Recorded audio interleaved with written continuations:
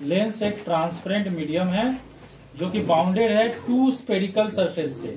जैसे आप देख सकते हो ये भी एक स्पेरिकल सरफेस है, दिख रहा है कि नहीं, और ये भी एक स्पेरिकल सरफेस है। तो लेंस एक ट्रांसपेरेंट मीडियम है जो कि टू स्पेरिकल सरफेस से बाउंडेड है। उसी तरह से आप फिर से देख लो, लेंस एक ट्रांसपेरेंट मीडियम है जो कि टू स्पेरिकल सरफेस से बाउंडेड है। ये समझ में आ रहा है? ये भी एक स्फीयर है और ये भी एक स्फीयर है। उसके अलावा ऐसा भी हो सकता है कि लेंस एक ट्रांसपेरेंट सरफेस है जो कि एक स्पेरिकल सरफेस से बाउंडेड है और एक प्लेन सरफेस से बाउंडेड है। समझ में आया? तो देखो, लेंस एक क्या है? ट्रांसपेरेंट मीडियम जो कि दो स्पेरिकल सरफेस से बाउंडेड है। ये एक स्पेरिकल सरफेस और ये एक स्पेरिकल सरफेस। लेंस एक ट्रांसपेरेंट मीडियम है जो कि दो स्पेरिकल सरफेस से बाउंडेड है। ये एक स्पेरिकल सरफेस और ये एक स्पेरिकल सरफेस। समझ में आया?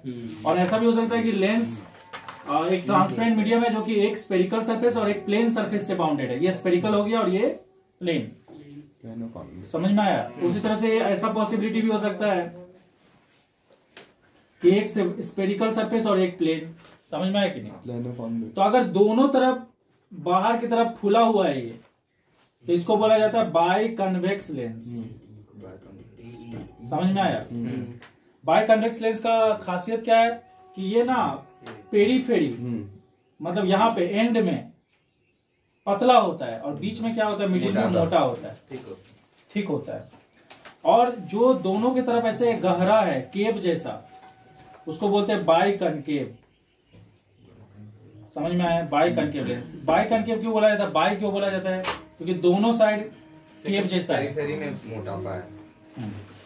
और ये इस टाइप का लेंस है जिसका पेरीफेरी मतलब एंड में ये मोटा है और बीच में पतला है। ये है plano convex lens. Plano convex क्योंकि एक साइड प्लेन है और एक साइड बाहर की तरफ फुला हुआ है। और ये है प्लानो कनकेव। प्लानो कनकेव क्यों है? क्योंकि एक साइड प्लेन है, दूसरा साइड ऐसे घुसा हुआ है, केव जैसा है। अरे समझ में आ रहा है कि नहीं? तो अगर मैं ये सबको मिटा दूं तो ये बाई कन्वेक्स लेंस कैसा दिखेगा? ऐसा दिखेगा। और अगर मैं इसको मिटा दूं तो बाई कनकेव लेंस ऐसा दिखेगा। और मैं अगर इसको मिटा दूं तो प्लानो कन्वेक्स लेंस ऐसा दिखेगा। और अगर मैं इसको मिटा दूं तो ये प्लानो कनकेव लेंस ऐसा दिखेगा। एक बाई कन्वेक्स लेंस जो होता है ना, उसको हम लोग ग्लास स्लैब और दो प्रिज्म से भी बना सकते हैं। अगर आप एक बीच में ग्लास स्लैब रख दो और ऊपर नीचे एक प्रिज्म लगा दो तो ये भी कैसा बन जाएगा? बाई कन्वेक्स लेंस जैसा ही काम करेगा। और बाई कन्वेक्स लेंस को कन्वर्जिंग लेंस बोलते हैं। क्यों? क्योंकि इसमें जो भी लाइट ऐसे पैरेलल आता है वो आफ्टर रिफ्रैक्शन क्या होता है? एक पॉइंट पे आके मीट करता है। रिफ्रैक्शन का मतलब तो पता ही है कि लाइट अपना एक्चुअल पाथ से डेविएट हो जाएगा। तो जब भी कोई लाइट ऐसे पैरेलल आता है क्या होता है? आफ्टर रिफ्रैक्शन एक पॉइंट पे आके मीट करता है। एक पॉइंट पे मीट करने को क्या बोलते हैं? कन्वर्ज होना। क्योंकि ये लाइट को एक जगह कन्वर्ज करा दे रहा है। जो भी लाइट पैरेलल आ रहा है उसको आफ्टर रिफ्रैक्शन क्या कर रहा है? एक जगह मीट करवा दे रहा है, इसीलिए इसको कन्वर्जिंग लेंस बोलते हैं। सेम चीज यहाँ पे भी होगा। जो लाइट ऐसे पैरेलल आएगा वो क्या होगा? आफ्टर रिफ्रैक्शन एक जगह आके मीट करेगा। तो अगर आप चाहो तो इसके हेल्प से भी कन्वर्जिंग लेंस बना सकते हो। किसके हेल्प से? दो प्रिज्म और एक ग्लास स्लैब। अब क्वेश्चन अराइज होता है कि यहाँ कन्वर्ज ही क्यों होता है? तो उस चीज को हम अभी बताएंगे। तो इसको कन्वर्जिंग लेंस क्यों बोलते हैं? क्योंकि इसमें जो भी लाइट पैरेलल जाता है वो क्या होता है? एक जगह के मीट करता है। यहाँ से जो लाइट जाएगा वो इधर बेंड हो जाएगा, यहाँ से जो लाइट जाएगा उधर बेंड हो जाएगा। समझ में आ रहा है कि नहीं? तो लाइट कैसे बेंड होता है इधर उसको देखो। जो लाइट पैरेलल आ रहा है ना वो यहाँ गिरा, यहाँ पे हम लोग क्या बना देंगे कि नॉर्मल। अब लाइट क्योंकि रेयर मीडियम से डेंसर मीडियम जा रहा है तो किधर बेंड हो जाएगा? Toward the normal. समझ में आ रहा है कि नहीं? फिर से हम लोग यहाँ पे एक नॉर्मल बनाएंगे। अब लाइट क्योंकि डेंसर मीडियम से रेयर मीडियम जा रहा है तो किधर बेंड होगा? Away from normal. देखो नॉर्मल से अवे बेंड हो रहा है और यहाँ पे नॉर्मल के तरफ बेंड हो रहा है। समझ में आ रहा है ना क्यों लाइट ऐसे बेंड होता है? सेम चीज अगर आप इधर से भी करोगे ना, ऐसे लाइट को भेजोगे, यहाँ अगर एक नॉर्मल बनाओगे तो लाइट क्या होगा? टुवर्ड द नॉर्मल बेंड होगा। और फिर यहाँ पे जब नॉर्मल बनाओगे तो लाइट नॉर्मल से अवे बेंड होगा, उधर बेंड हो जाएगा। तो ऐसे करके एक जगह आके मीट करेगा। तो एक्चुअली में लाइट ना इसके अंदर में रिफ्रैक्शन हो रहा है। पहला रिफ्रैक्शन फर्स्ट सरफेस पे हो रहा है, सेकंड रिफ्रैक्शन सेकंड सरफेस पे हो रहा है, तब जाके एक्चुअली लाइट ऐसे मीट कर रहा है। लेकिन जब हम लोग लाइट को ड्रॉ करते हैं, लाइट रे को, तो हम लोग इस चीज को कंसीडर नहीं करते, हम लोग डायरेक्टली ड्रॉ कर देते हैं। लेकिन एक्चुअली में ये चीज हो रहा है अंदर में। समझ में आ रहा है ना? ये नॉर्मल है।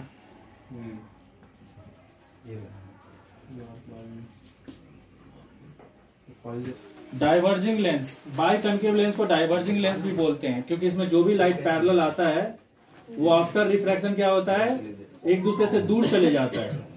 तो एक दूसरे से दूर जाने को क्या बोलते हैं, डाइवर्ज होना, इसीलिए इसको डाइवर्जिंग लेंस बोलते हैं। उसी तरह से अगर आप चाहो तो 2 प्रिज्म और एक ग्लास स्लैब यूज करके भी डाइवर्जिंग लेंस बना सकते हो। देखो ये एक प्रिज्म है जिसका पॉइंटेड हिस्सा को हम यहाँ पे हटा दिए हैं, और ये भी एक प्रिज्म है जिसका पॉइंटेड हिस्सा को हटा दिए हैं।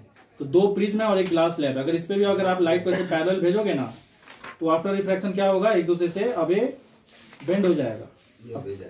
हाँ, तो क्योंकि लाइट जो भी पैरेलल जा रहा है वो आफ्टर रिफ्रैक्शन एक दूसरे से दूर चले जा रहा है। दूर जाने को क्या बोलते हैं, डाइवर्ज होना, इसीलिए इसको डाइवर्जिंग लेंस भी बोला जाता है। तो समझ में आ रहा है इसको डाइवर्जिंग लेंस क्यों बोलते हैं?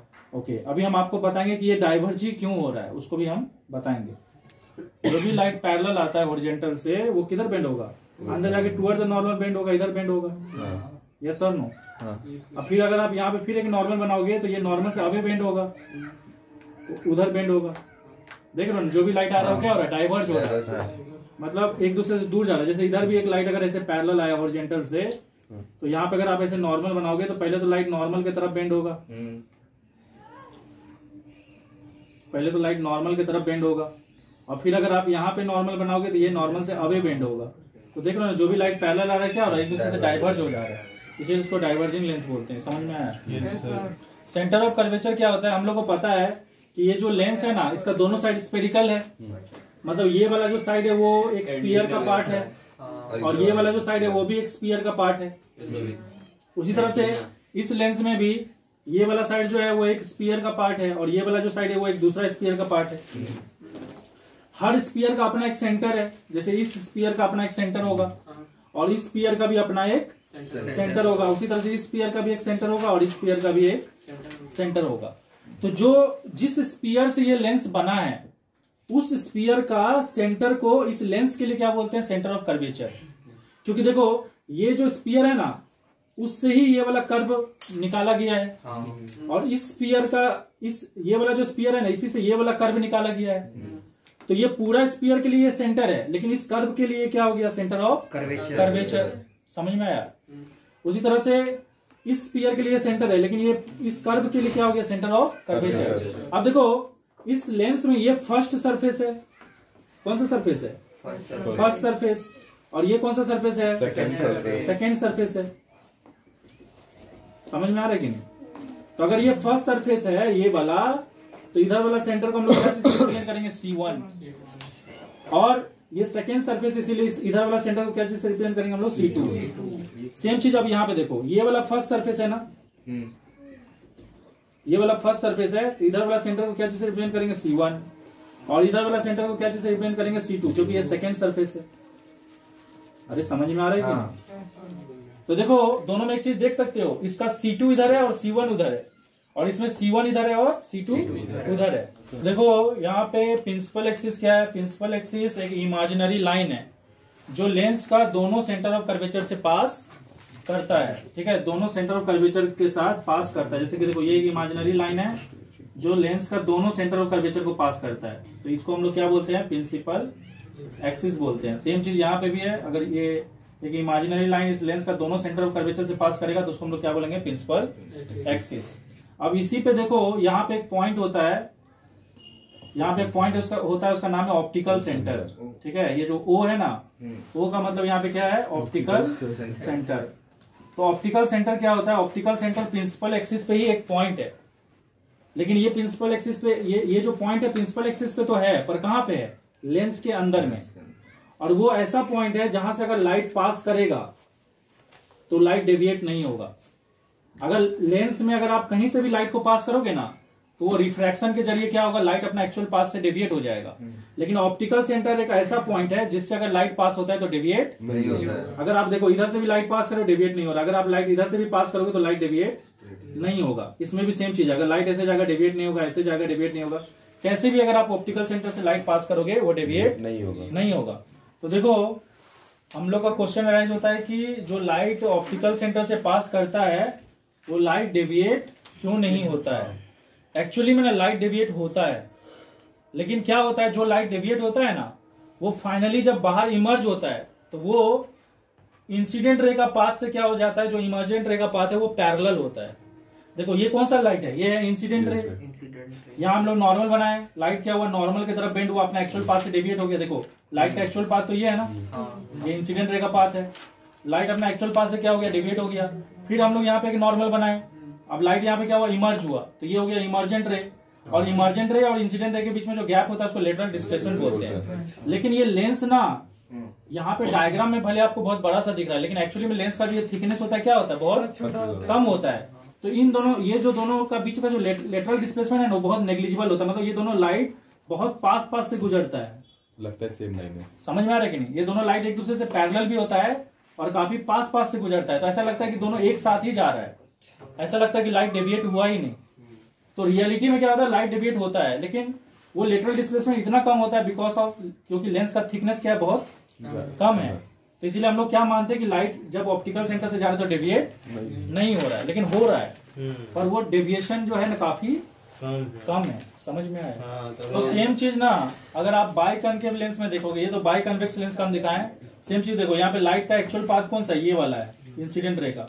लेकिन जब लाइट यहाँ से जा रहा है तो नॉर्मल की तरफ बेंड हो रहा है और फिर बाहर निकलने टाइम नॉर्मल से अभी बेंड हो रहा है और फिर से ये जो बाहर निकल रहा है उसको क्या बोलते हैं, इमर्जेंट रे। इनके बीच में लेटरल डिस्प्लेसमेंट है लेकिन ये डिस्प्लेसमेंट क्या होता है, काफी नेग्लिजिबल होता है, ऐसा लगता है कि इसके पास से ही जा रहा है। डायग्राम में हम दिखाए हैं कि गैप ज्यादा है पर रियलिटी में ऐसा नहीं होता है। अरे समझ में आ रहा है कि तो ऐसा लगता है कि सीधा ही चले गया, डेविएट ही नहीं हुआ। देखो अभी हम लोग क्या चीज के बारे में डिस्कस करेंगे, radius of curvature. Radius of curvature क्या होता है, उस स्फीयर का रेडियस होता है जिसका पार्ट ये लेंस का सरफेस है। जैसे देखो ये वाला जो लेंस का सरफेस है वो इस स्फीयर का पार्ट है और ये वाला जो लेंस का सरफेस है वो इस स्फीयर का पार्ट है। तो ये जो स्फीयर है इसका अपना एक रेडियस होगा कि नहीं, अरे सेंटर से लेके सरकमफ्रेंस का दूरी को रेडियस बोलेंगे ना, उसी तरह से इसका सेंटर से लेके इसका सरकमफ्रेंस का दूरी को भी रेडियस बोलेंगे। तो जो स्फीयर का रेडियस है ना वो इस लेंस के लिए क्या है, रेडियस ऑफ कर्वेचर। और रेडियस ऑफ कर्वेचर कहां से कहां नापा जाएगा, सेंटर से लेके सरकमफ्रेंस तक।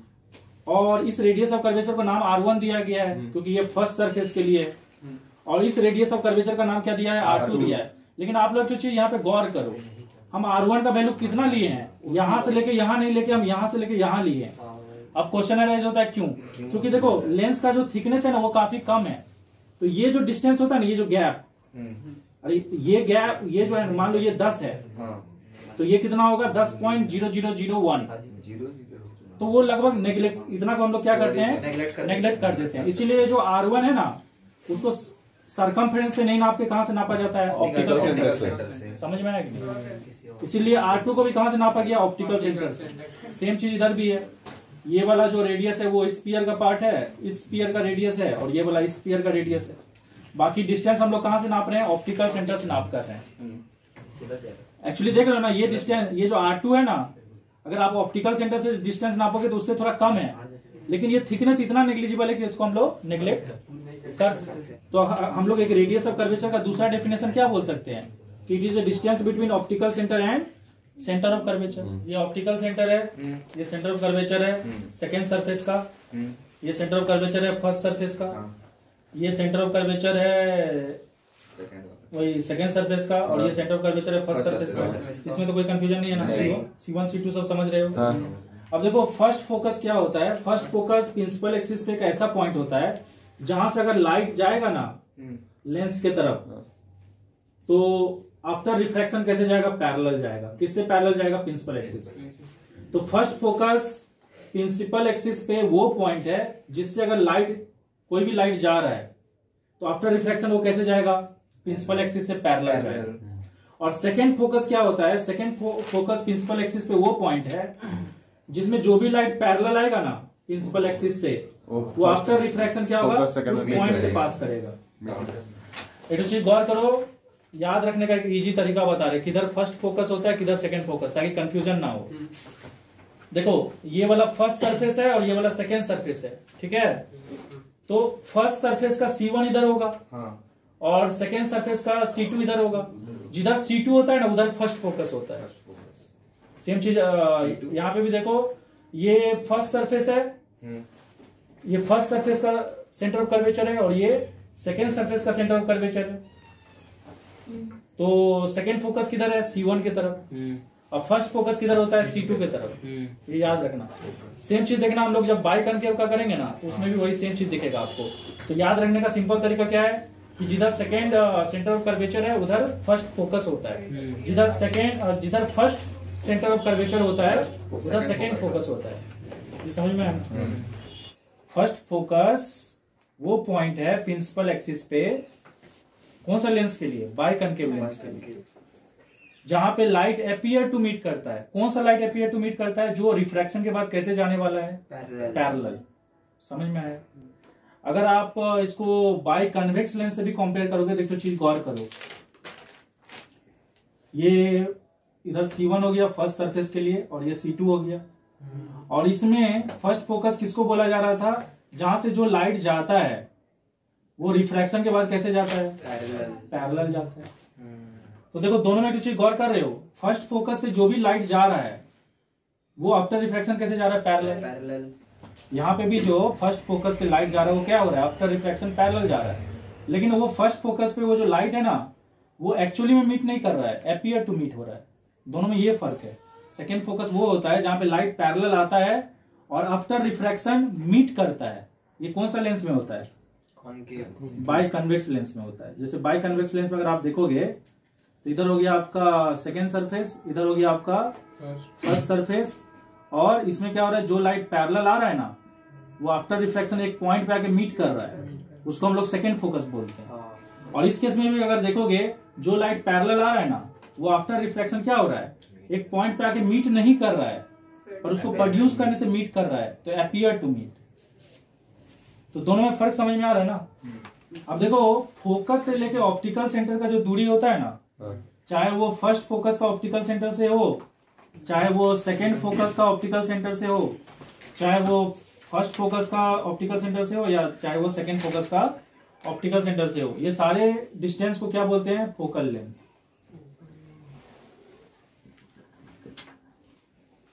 ठीक है, तो ये भी फोकल लेंथ है। फोकल लेंथ क्या होता है, distance between optical centre and focus.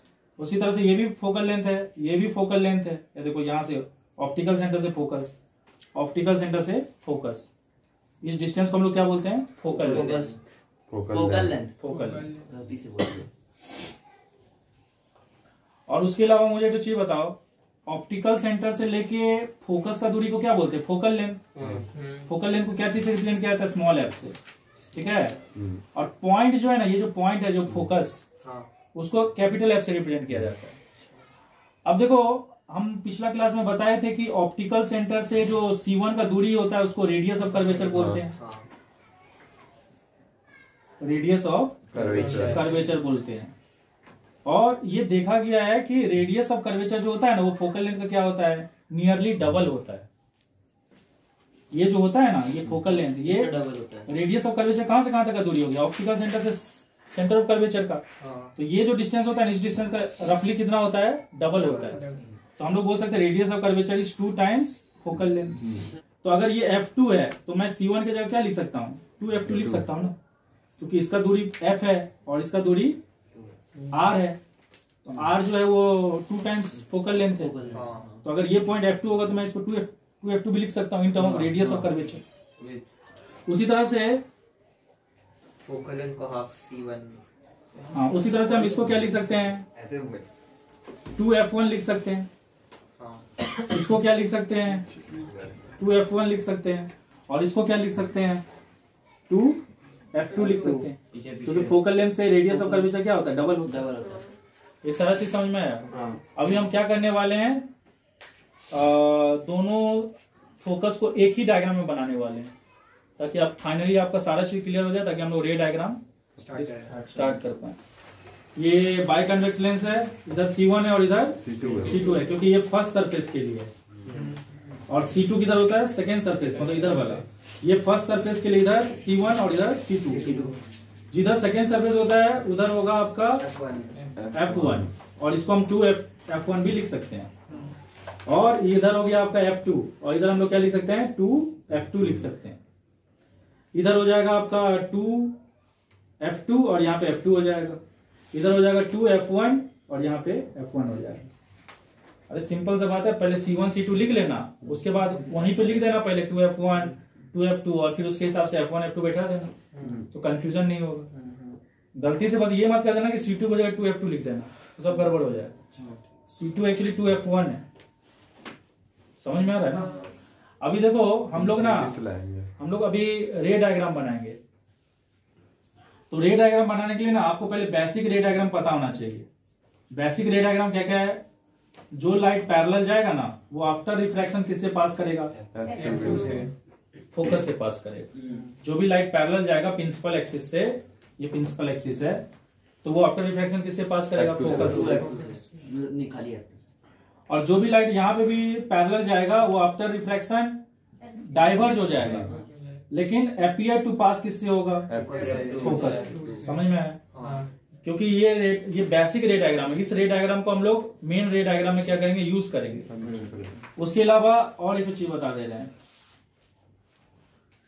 ये ऑप्टिकल सेंटर हो गया, ये F1 हो गया, ये C2 हो गया, ये F2 हो गया, C1 हो गया, और ये 2F2 हो गया।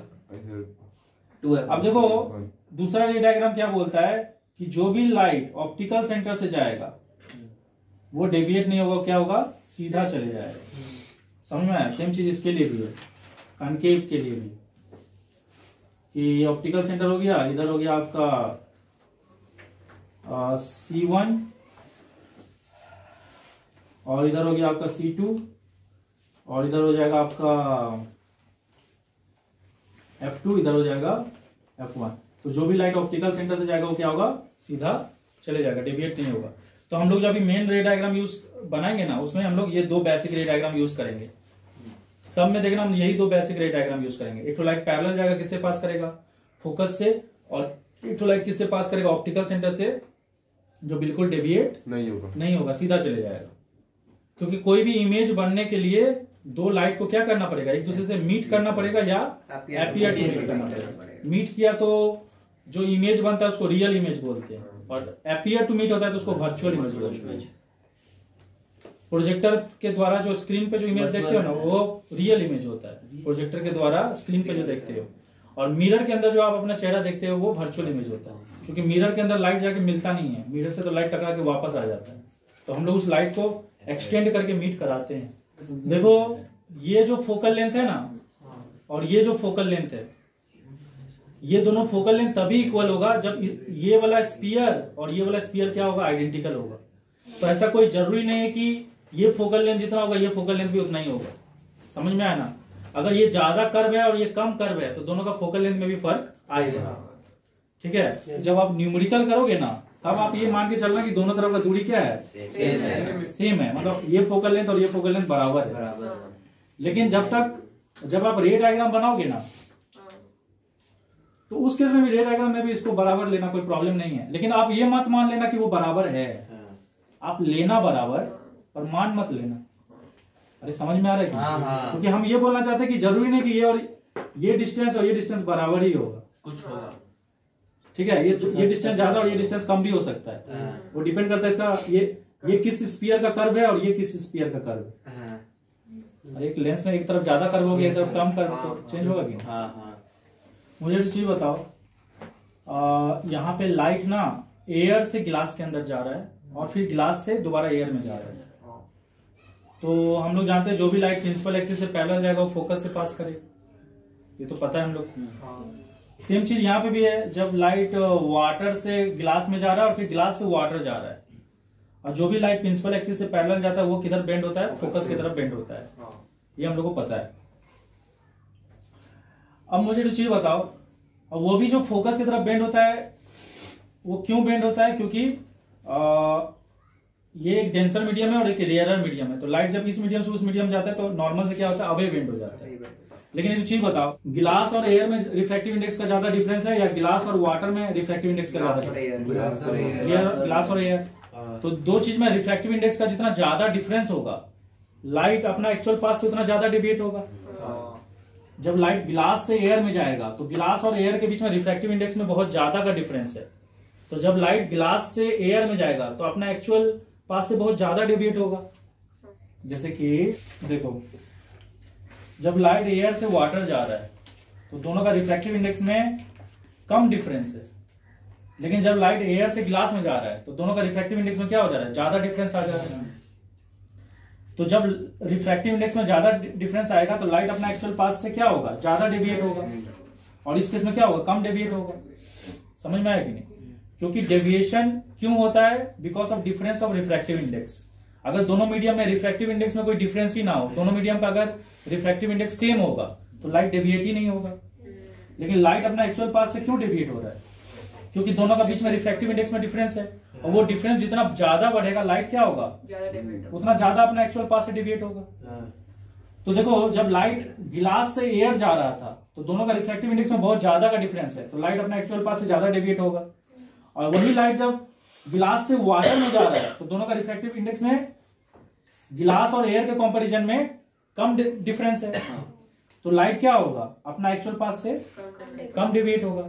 जब कम डेविएट होगा तो फोकल लेंथ क्या हो जाएगा, ज्यादा होगा। और जब ज्यादा डेविएट होगा तो फोकल लेंथ क्या हो जाएगा, कम हो जाएगा। अरे देखो, यहाँ पे एक गिलास को जब ज्यादा रिफ्रैक्टिव इंडेक्स वाला मीडियम में डाल दे रहे हैं तो फोकल लेंथ क्या हो जा रहा है, बढ़ जा रहा है। और जब गिलास को हम लोग कम रिफ्रैक्टिव इंडेक्स वाला मीडियम में रख रहे हैं तो फोकल लेंथ क्या हो जा रहा है, कम हो जा रहा है। तो इससे पता चल रहा है कि अगर जिस गिलास को जिस मीडियम में रख रहे हैं उसका रिफ्रैक्टिव इंडेक्स अगर बढ़ेगा तो फोकल लेंथ क्या होगा, बढ़ेगा। क्योंकि देखो, इसको अगर ज्यादा रिफ्रैक्टिव इंडेक्स वाला मीडियम में रखोगे ना तो इसके और उस मीडियम के बीच में जो रिफ्रैक्टिव इंडेक्स का डिफरेंस है वो कम हो जाएगा, तो ये लाइट को कम डेविएट करेगा। समझ में आ रहा है ना? मतलब इसको अगर हम लोग ज्यादा रिफ्रैक्टिव इंडेक्स वाला मीडियम में रख देंगे तो इसका फोकल लेंथ बढ़ जाएगा। लेकिन वहीं पर अगर इसको हम लोग कम रिफ्रैक्टिव इंडेक्स वाला मीडियम में रख देंगे, जैसे कि एयर में, तो गिलास और एयर में काफी ज्यादा डिफरेंस आ जाएगा रिफ्रैक्टिव इंडेक्स का। तो लाइट क्या होगा, अपना एक्चुअल पाथ से ज्यादा डेविएट होगा, फोकल लेंथ कम हो जाएगा। तो इससे पता चलता है ज्यादा रिफ्रैक्टिव इंडेक्स वाला मीडियम में रखोगे फोकल लेंथ बढ़ेगा, कम में रखोगे घटेगा। समझ में आ रहा है ना? तो इससे फोकल लेंथ और रिफ्रैक्टिव इंडेक्स में क्या रिलेशन है, डायरेक्टली। अगर मैं आधा लेंस को ऐसे कवर कर दूं तो जो लाइट पैरेलल आ रहा है वो फिर भी फोकस पे जाके फोकस से पास होगा। इधर से भले लाइट नहीं जा पाएगा लेकिन लाइट इधर से तो पैरेलल आएगा और फोकस से क्या होगा, पास करेगा। तो इससे पता चलता है कि अगर आप आधा सरफेस, अगर लेंस का आधा सरफेस को कवर कर दो तो उससे उसका फोकल लेंथ में कोई बदलाव नहीं आएगा। फोकल लेंथ में कोई बदलाव नहीं आएगा, फोकल लेंथ में नो चेंज।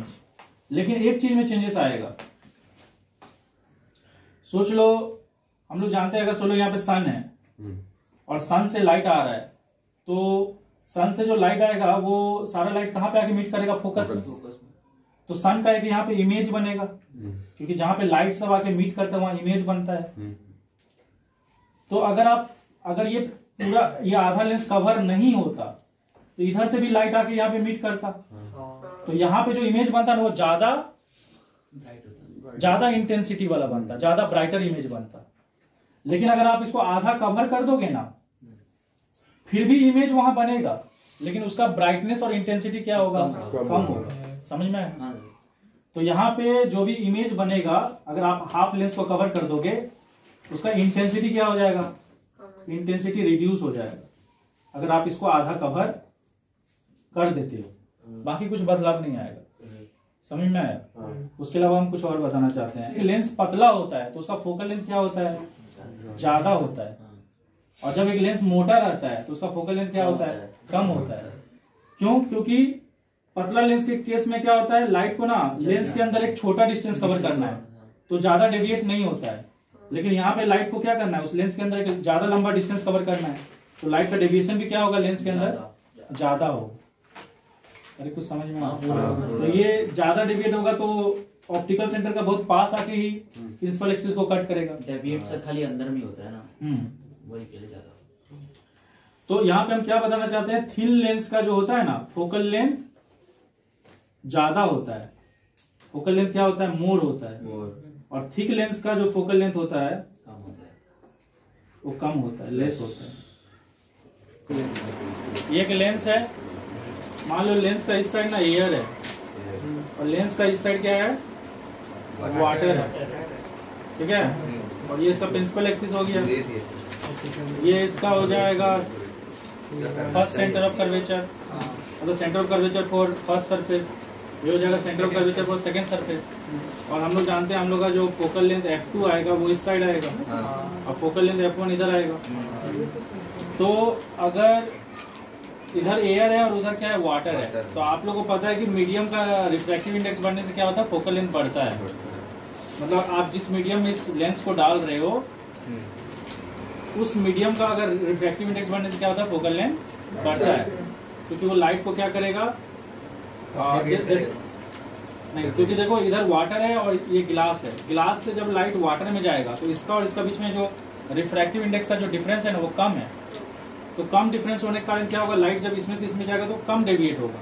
मतलब सोच लो कि लाइट अगर यहाँ से ऐसे जा रहा है तो वो क्या होगा, अपना एक्चुअल पाथ से कम डेविएट होगा। कम डेविएट के कारण क्या होगा, इसका फोकल लेंथ दूर में बनेगा। लेकिन वही लाइट अगर सोच लो इस तरफ जाएगा गिलास से एयर, तो गिलास और एयर में रिफ्रैक्टिव इंडेक्स का बहुत ज्यादा डिफरेंस हो जाता है। बहुत ज्यादा डिफरेंस होने के कारण क्या होगा, लाइट अपना एक्चुअल पाथ से बहुत ज्यादा ही डेविएट हो जाएगा। समझ में आ रहा है कि नहीं? ज्यादा डेविएट होने के कारण क्या होगा, फोकल लेंथ क्या होगा, कम हो जाएगा। तो इससे हम ये बताना चाहते हैं कि फोकल लेंथ जो है ना वो मीडियम के ऊपर भी डिपेंड करता है, ठीक है। अगर इस साइड एयर मीडियम है तो इधर का फोकल लेंथ कम होगा, उधर अगर वाटर मीडियम है तो उसका फोकल लेंथ ज्यादा होगा। समझ में आया? बस सिंपल सा चीज याद रखो, लेंस को जिस मीडियम में डाला जा रहा है अगर उसका रिफ्रैक्टिव इंडेक्स ज्यादा है तो फोकल लेंथ भी ज्यादा हो जाएगा, और लेंस को जिस मीडियम में डाला जा रहा है अगर उसका रिफ्रैक्टिव इंडेक्स कम है तो फोकल लेंथ भी क्या हो जाएगा, कम हो जाएगा। ये समझ में आ रहा है? तो यहाँ पे एक चीज बोला गया है कि अगर सोच लो दोनों साइड सेम मीडियम है, अगर दोनों साइड क्या है, सेम मीडियम है, तो दोनों साइड का फोकल लेंथ भी क्या हो जाएगा, सेम हो जाएगा। बट डिपेंड करता है कि कर्वेचर सेम होना चाहिए। कर्वेचर में डिफरेंस आएगा तो फिर उसमें भी डिफरेंस आने लगेगा। अरे समझ में आ रहा है? तो दोनों साइड अगर सेम मीडियम है तो फोकल लेंथ सेम होगा। यहाँ तक समझ में आया? तो अभी हम लोग डिस्कस करेंगे इमेज फॉर्मेशन। तो सबसे पहले किसका इमेज फॉर्मेशन डिस्कस करेंगे? हम लोग डिस्कस करेंगे इमेज फॉर्मेशन कौन सा लेंस के द्वारा, बाय कन्वेक्स, और फिर बाय कनकेव का डिस्कस करेंगे। तो एक एक करके बता रहे हैं। इधर F2 हो गया, इधर F1 हो गया, ये हो गया हमारा 2F1 और ये हो गया हमारा 2F2। तो हम लोग क्या करेंगे ना, ऑब्जेक्ट को अलग अलग जगह पे रखेंगे। कहाँ कहाँ रखने वाले हैं? पहले ऑब्जेक्ट को ना लेंस से बहुत दूर रखेंगे, और जब भी ऑब्जेक्ट बहुत दूर होता है ना तो हम लोग का उस ऑब्जेक्ट का एक्चुअल हाइट पता नहीं होता है। तो जब मुझे ऑब्जेक्ट का एक्चुअल हाइट ही नहीं पता है तो हम लोग ऑब्जेक्ट का हाइट को ड्रॉ नहीं कर सकते। तो इसीलिए जब लाइट इन्फिनिटी से आएगा ना, मतलब जब लाइट उस ऑब्जेक्ट से आएगा जो इन्फिनिटी पे है, तो हम लोग उस ऑब्जेक्ट को ड्रॉ नहीं करेंगे, ओनली हम लोग क्या चीज को ड्रॉ करेंगे, लाइट को ड्रॉ करेंगे। लेकिन जब ऑब्जेक्ट पास आ जाएगा और मुझे उसका एक्चुअल हाइट पता होगा तब हम लोग ऑब्जेक्ट को भी ड्रॉ करेंगे। तो इन्फिनिटी पे ऑब्जेक्ट को क्यों नहीं ड्रॉ किया जाता? क्योंकि इन्फिनिटी तो बहुत दूर है और वहाँ पे हम लोग को ऑब्जेक्ट का हाइट पता नहीं है। और हम लोग और उसका हाइट सिर्फ बहुत छोटा दिखता है। जैसे सोच लो कि एरोप्लेन उड़ रहा है आसमान में, तो एरोप्लेन हम लोग को एक फिंगर भर का साइज का दिखता है, पर एक्चुअली में वो उतना छोटा थोड़ी है, तो काफी बड़ा है, दूर से छोटा दिख रहा है। तो हम लोग को उसका एक्चुअल हाइट पता नहीं, इसलिए हम लोग सिर्फ क्या चीज ड्रॉ करेंगे, लाइट को ड्रॉ करेंगे। तो ऑब्जेक्ट का पोजीशन कहाँ हो जाएगा? ऑब्जेक्ट का पोजीशन हो जाएगा एट इन्फिनिटी। तो जब ऑब्जेक्ट इन्फिनिटी पे होगा तो लाइट ऐसे पैरेलल आएगा। किससे पैरेलल आएगा? प्रिंसिपल एक्सिस से। ओके, ऐसे लाइट क्या होगा? प्रिंसिपल एक्सिस से पैरेलल आएगा। और हम लोग जानते हैं जो भी लाइट प्रिंसिपल एक्सिस से पैरेलल आता है वो रिफ्रैक्शन के बाद किससे पास करता है? फोकस से पास करता है। तो हमारा इमेज पोजीशन क्या हो जाएगा? इमेज पोजीशन हो जाएगा एट F2। और इमेज जो बना है वो काफी छोटा बना है। देखो पॉइंट, एक इमेज कैसा बना है? पॉइंट साइज का इमेज बना है। तो इमेज का साइज क्या लिखेंगे? Size of image. Size of image हो जाएगा हाईली डिमिनिश्ड। हाईली डिमिनिश्ड का मतलब होता है बहुत ज्यादा ही छोटा। उसके अलावा मैं एक तो चीज और बता रहा हूं, इसको ध्यान से समझो। लेंस केस में अगर इमेज लेंस केस में अगर इमेज ऑब्जेक्ट जिस साइड है ना उसका ऑपोजिट साइड में बन रहा है, जैसे ऑब्जेक्ट तो इधर है ना, लाइट कहाँ से आ रहा है, ऑब्जेक्ट से आ रहा है, तो ऑब्जेक्ट अगर लेंस का इस साइड में है और इमेज जिस साइड में ऑब्जेक्ट है उसका ऑपोजिट साइड में है, तो उस इमेज को रियल एंड इन्वर्टेड इमेज बोलते हैं। ये दिमाग में सेट कर लो कि अगर इमेज ऑब्जेक्ट के तरफ नहीं बन के ऑब्जेक्ट का ऑपोजिट साइड में बना है, समझ में आ रहा है ना, ये बीच में लेंस है, ऑब्जेक्ट इधर है, इमेज अगर इसका ऑपोजिट साइड में बना है मतलब लेंस का उस साइड, तो उसको कौन सा इमेज बोला जाता है, रियल एंड इन्वर्टेड। तो यहाँ पे भी रियल एंड इन्वर्टेड इमेज ही बना है, लेकिन वो आपको दिख नहीं रहा है। जब हम लोग ऑब्जेक्ट को पास करेंगे ना तो ग्रेजुअली इसका साइज भी बढ़ेगा, तब वो आपको दिखेगा। तो नेचर क्या हो जाएगा, नेचर हो जाएगा रियल एंड इन्वर्टेड। और ये लॉजिक समझ में आया ना कि अगर इमेज उस साइड बनता है ऑब्जेक्ट का ऑपोजिट, वो रियल एंड इन्वर्टेड इमेज होता है। बाकी ये सिचुएशन कहाँ यूज होता है, ये सिचुएशन यूज कहाँ होता है ये भी लिख लो। ये सिचुएशन यूज होता है एज ए बर्निंग ग्लास। तो हम लोग क्या करते हैं, सन तो बहुत दूर है ना, तो सन से जो भी लाइट आता है उसको कहाँ, एक पेपर पे अगर फोकस करेंगे तो सन का एक इमेज बनेगा पेपर के ऊपर, और वो काफी इंटेंस इमेज बनेगा, उससे पेपर क्या होगा, जलने लगेगा। इसलिए ये वाला कंडीशन कहाँ यूज होता है, एज ए बर्निंग ग्लास। देखो अभी हम लोग ना पहले ऑब्जेक्ट इन्फिनिटी पे था, अभी हम लोग ऑब्जेक्ट को कहाँ रखेंगे, C2 से थोड़ा पहले। तो मैं एक बार आपको पहले से ही बता दे रहा हूँ कि ऑब्जेक्ट कहाँ कहाँ रखा जाएगा। ऑब्जेक्ट पहले इन्फिनिटी पे था, फिर ऑब्जेक्ट आ जाएगा C2 से थोड़ा पहले, फिर ऑब्जेक्ट आ जाएगा C2 पे, फिर C2 और F1 के बीच में, फिर F1 पे, फिर F1 और O के बीच में। उससे आगे और नहीं जा सकता, लेंस के अंदर घुस तो नहीं जाएगा ऑब्जेक्ट। तो हम लोग इतना ही सिचुएशन लेने वाले हैं, ठीक है। और उस सिचुएशन में देखेंगे क्या क्या होता है। तो अभी हमारा ऑब्जेक्ट कहाँ गया, बियॉन्ड C2। तो ऑब्जेक्ट पोजीशन क्या लिख देंगे, बियॉन्ड C2। मतलब बियॉन्ड C2 मत लिखना, बियॉन्ड 2F1 लिख देना, क्योंकि C2 का मतलब 2F1। ओके, अब यहाँ से क्या होगा कि लाइट ऐसे पैरेलल जाएगा। और अगर यहाँ पे कंफ्यूजन हो ना कि कहाँ से बेंड करना है, तो ये जो ऑप्टिकल सेंटर जहाँ पे मार्क करोगे ना, वहाँ पे ऐसे एक डॉटेड लाइन बना लेना, ताकि आपको मिल जाए कि कहाँ से उसको लाइट को बेंड करना है। और यहाँ से क्या कर देना, लाइट को ऐसे करके फोकस से पास। तो जो भी लाइट पैरेलल जाता है प्रिंसिपल एक्सिस से, किससे पास करता है, फोकस से। दूसरा लाइट किससे पास करेगा, ऑप्टिकल सेंटर से, यहाँ से पास करेगा ऑप्टिकल सेंटर से, ठीक है। ये लाइट कहाँ से पास करेगा, और वो स्ट्रेट चलेगा। जो लाइट ऑप्टिकल सेंटर से पास होता है वो सीधा चले जाएगा, नहीं चले जाएगा भाई। ऐसे बार बार टेढ़ा बन जा रहा है। आप लोग एग्जाम में ना आप लोग स्केल थोड़ा यूज कर लेना। वीडियो में इतना एडिटिंग करोगे थोड़ा मिटाया। अब देखो यहाँ पे फिर से लाइन टेढ़ा हो गया, कहाँ कहाँ भाग जा रहा है, तो थोड़ा सा इसको सीधा, इमेज यहाँ बनेगा, ठीक है। तो देखो मैं कुछ चीज और पहले लिख देता हूँ। इमेज पोजीशन कहाँ होगा, बिटवीन F2 एंड 2F2। अब देखो मैं आपको एक चीज बता दे रहा हूँ, आपको मैं पहले से बता दे रहा हूँ कि इमेज कहाँ बनेगा, ताकि आपको ना अगर थोड़ा सा भी मिस्टेक हो तो आप उसको रेक्टिफाई कर पाओ। देखो जब ऑब्जेक्ट ना इंफिनिटी पे था तो इमेज कहाँ पे बन रहा था, F2 पे। जब ऑब्जेक्ट ना बियॉन्ड C2 आएगा ना, तो इमेज ना F2 और C1 के, सॉरी F2 और 2F2 के बीच में आ जाएगा। और जब ऑब्जेक्ट ना 2F1 पे आएगा ना, तो इमेज ना 2F2 पे चले जाएगा। एक बार तो पेन दो, दिखा रहे हैं, समझ नहीं आया। देखो ऑब्जेक्ट अगर इंफिनिटी पे है ना, तो इमेज कहाँ बनेगा, फोकस पे। ऑब्जेक्ट अगर 2F1 से पहले आया ना, तो इमेज कहाँ चले जाएगा, F2 और 2F2 का बीच में। और अगर ऑब्जेक्ट आ गया 2F1 पे, तो इमेज चले जाएगा 2F2 पे। ऑब्जेक्ट अगर आ जाएगा 2F1 और F1 के बीच में, तो इमेज चले जाएगा बियॉन्ड। और अगर ऑब्जेक्ट आ जाएगा फोकस पे, तो इमेज चले जाएगा इंफिनिटी पे। मतलब पूरा रिवर्स हो रहा है, अरे समझ रहे हो कि नहीं, इधर बढ़ते जा रहा है तो उधर भी बढ़ते जा रहा है, और फाइनली इंफिनिटी पे चले जाएगा। तो आपको पहले से पता रहेगा कि इमेज कहाँ बनेगा। जैसे कि देखो जब ये बियॉन्ड था तो इमेज इन दोनों का बीच में बना। अभी देखना जब इस ऑब्जेक्ट को हम इस पे लाएंगे ना, तो इमेज भी यहाँ से इस पे आ जाएगा। समझ में आ रहा है कि बाकी मेरा हाथ इस बोर्ड पे बनाने में थोड़ा सा ऐसे ऊपर नीचे हो रहा है, तो गड़बड़ हो जा रहा है। अगर आप स्केल से प्रॉपर मेजरमेंट लेकर बनाओगे तो सही आएगा। बाकी कोशिश करना एग्जाम में कि ये दूरी और ये दूरी बराबर रखना। कौन सा ये वाला और ये वाला, ताकि मिस्टेक ना हो। और ये दूरी और ये दूरी भी बराबर रखना। थोड़ा सा स्केल यूज कर लेना, ठीक है, ज्यादा बेटर है। और जब पहले क्या करना पता है, पहले ना ये सब एक तो ऑप्टिकल सेंटर मार्क कर लेना, लेंस मत बनाना पहले। पहले ऑप्टिकल सेंटर मार्क कर लेना और लेंस पहले से ही मत ड्रॉ कर देना, ओके। और फिर ना F1 जितना दूर में रखोगे उतना ही दूर में F2 रखना, और F1 जितना दूर में रखे हो ना उसका डबल इधर भी कर देना, इसका डबल इधर भी कर देना। और फिर ना यहाँ पे एक डॉटेड लाइन पहले से खींच लेना, और जो रे डायग्राम बनाओगे ना वो उस डॉटेड लाइन के हिसाब से बनाना, और फाइनली इसके ऊपर एक लेंस बना देना, क्योंकि उससे तुमको ये कंफ्यूजन नहीं होगा कहाँ से मोड़ना है, कहाँ से क्या करना है। क्या बोल रहे समझ में आ रहा है? हाँ सर। ओके, अब देखो हमारा इमेज का पोजीशन हो गया, उसके बाद नेक्स्ट है आपका नेचर। तो नेचर आपको देख के ही पता चल रहा होगा कि उल्टा बना है। और रियल इमेज कब बनता है? जब लाइट एक्चुअली मीट करता है। देखो लाइट ना मीट कर रहा है, ये लाइट भी इधर रियल है। हाँ, जब भी लाइट एक्चुअली में मीट करता है तो रियल इमेज बनता है, और उल्टा बन रहा है इसलिए इसका नाम है रियल एंड इन्वर्टेड। बाकी रियल एंड इन्वर्टेड को जानने के लिए एक तरीका हम बता चुके हैं कि अगर ऑब्जेक्ट जिस तरह का इमेज अगर उसका ऑपोजिट साइड में बनता है तो उसको रियल इन्वर्टेड बोलते हैं।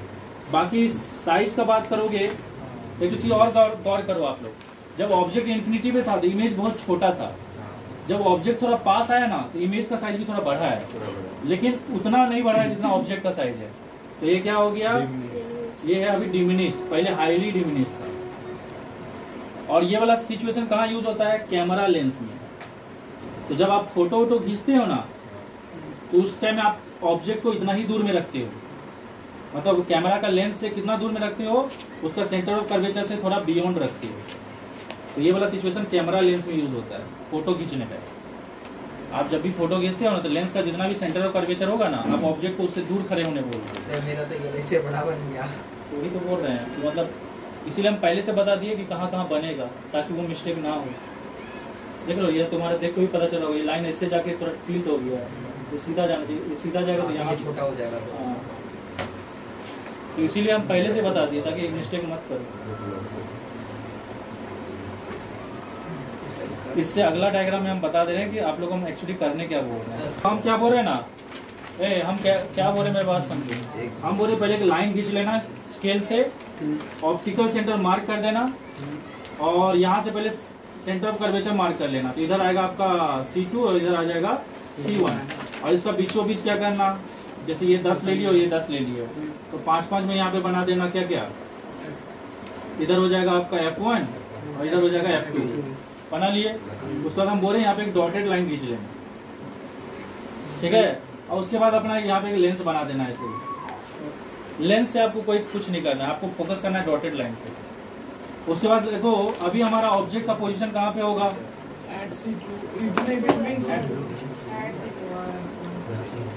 अभी हमारा लेंस का पोजीशन हो जाएगा C2 मतलब 2F1।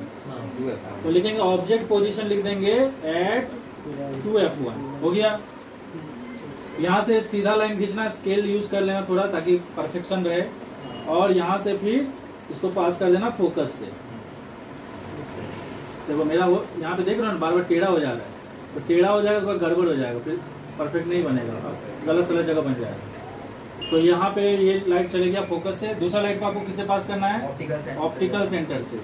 और हम लोग का जब ये बियॉन्ड था तो इमेज कहाँ बन रहा था? इन दोनों का बीच में। ये जब 2F1 पे आएगा तो इमेज कहाँ चले जाएगा? 2F2 पे। मतलब मुझे पहले से पता है कि इमेज कहाँ जाएगा, तो इसको थोड़ा सा ऐसे करके प्रोड्यूस कर देना और यहाँ से चले जाएगा।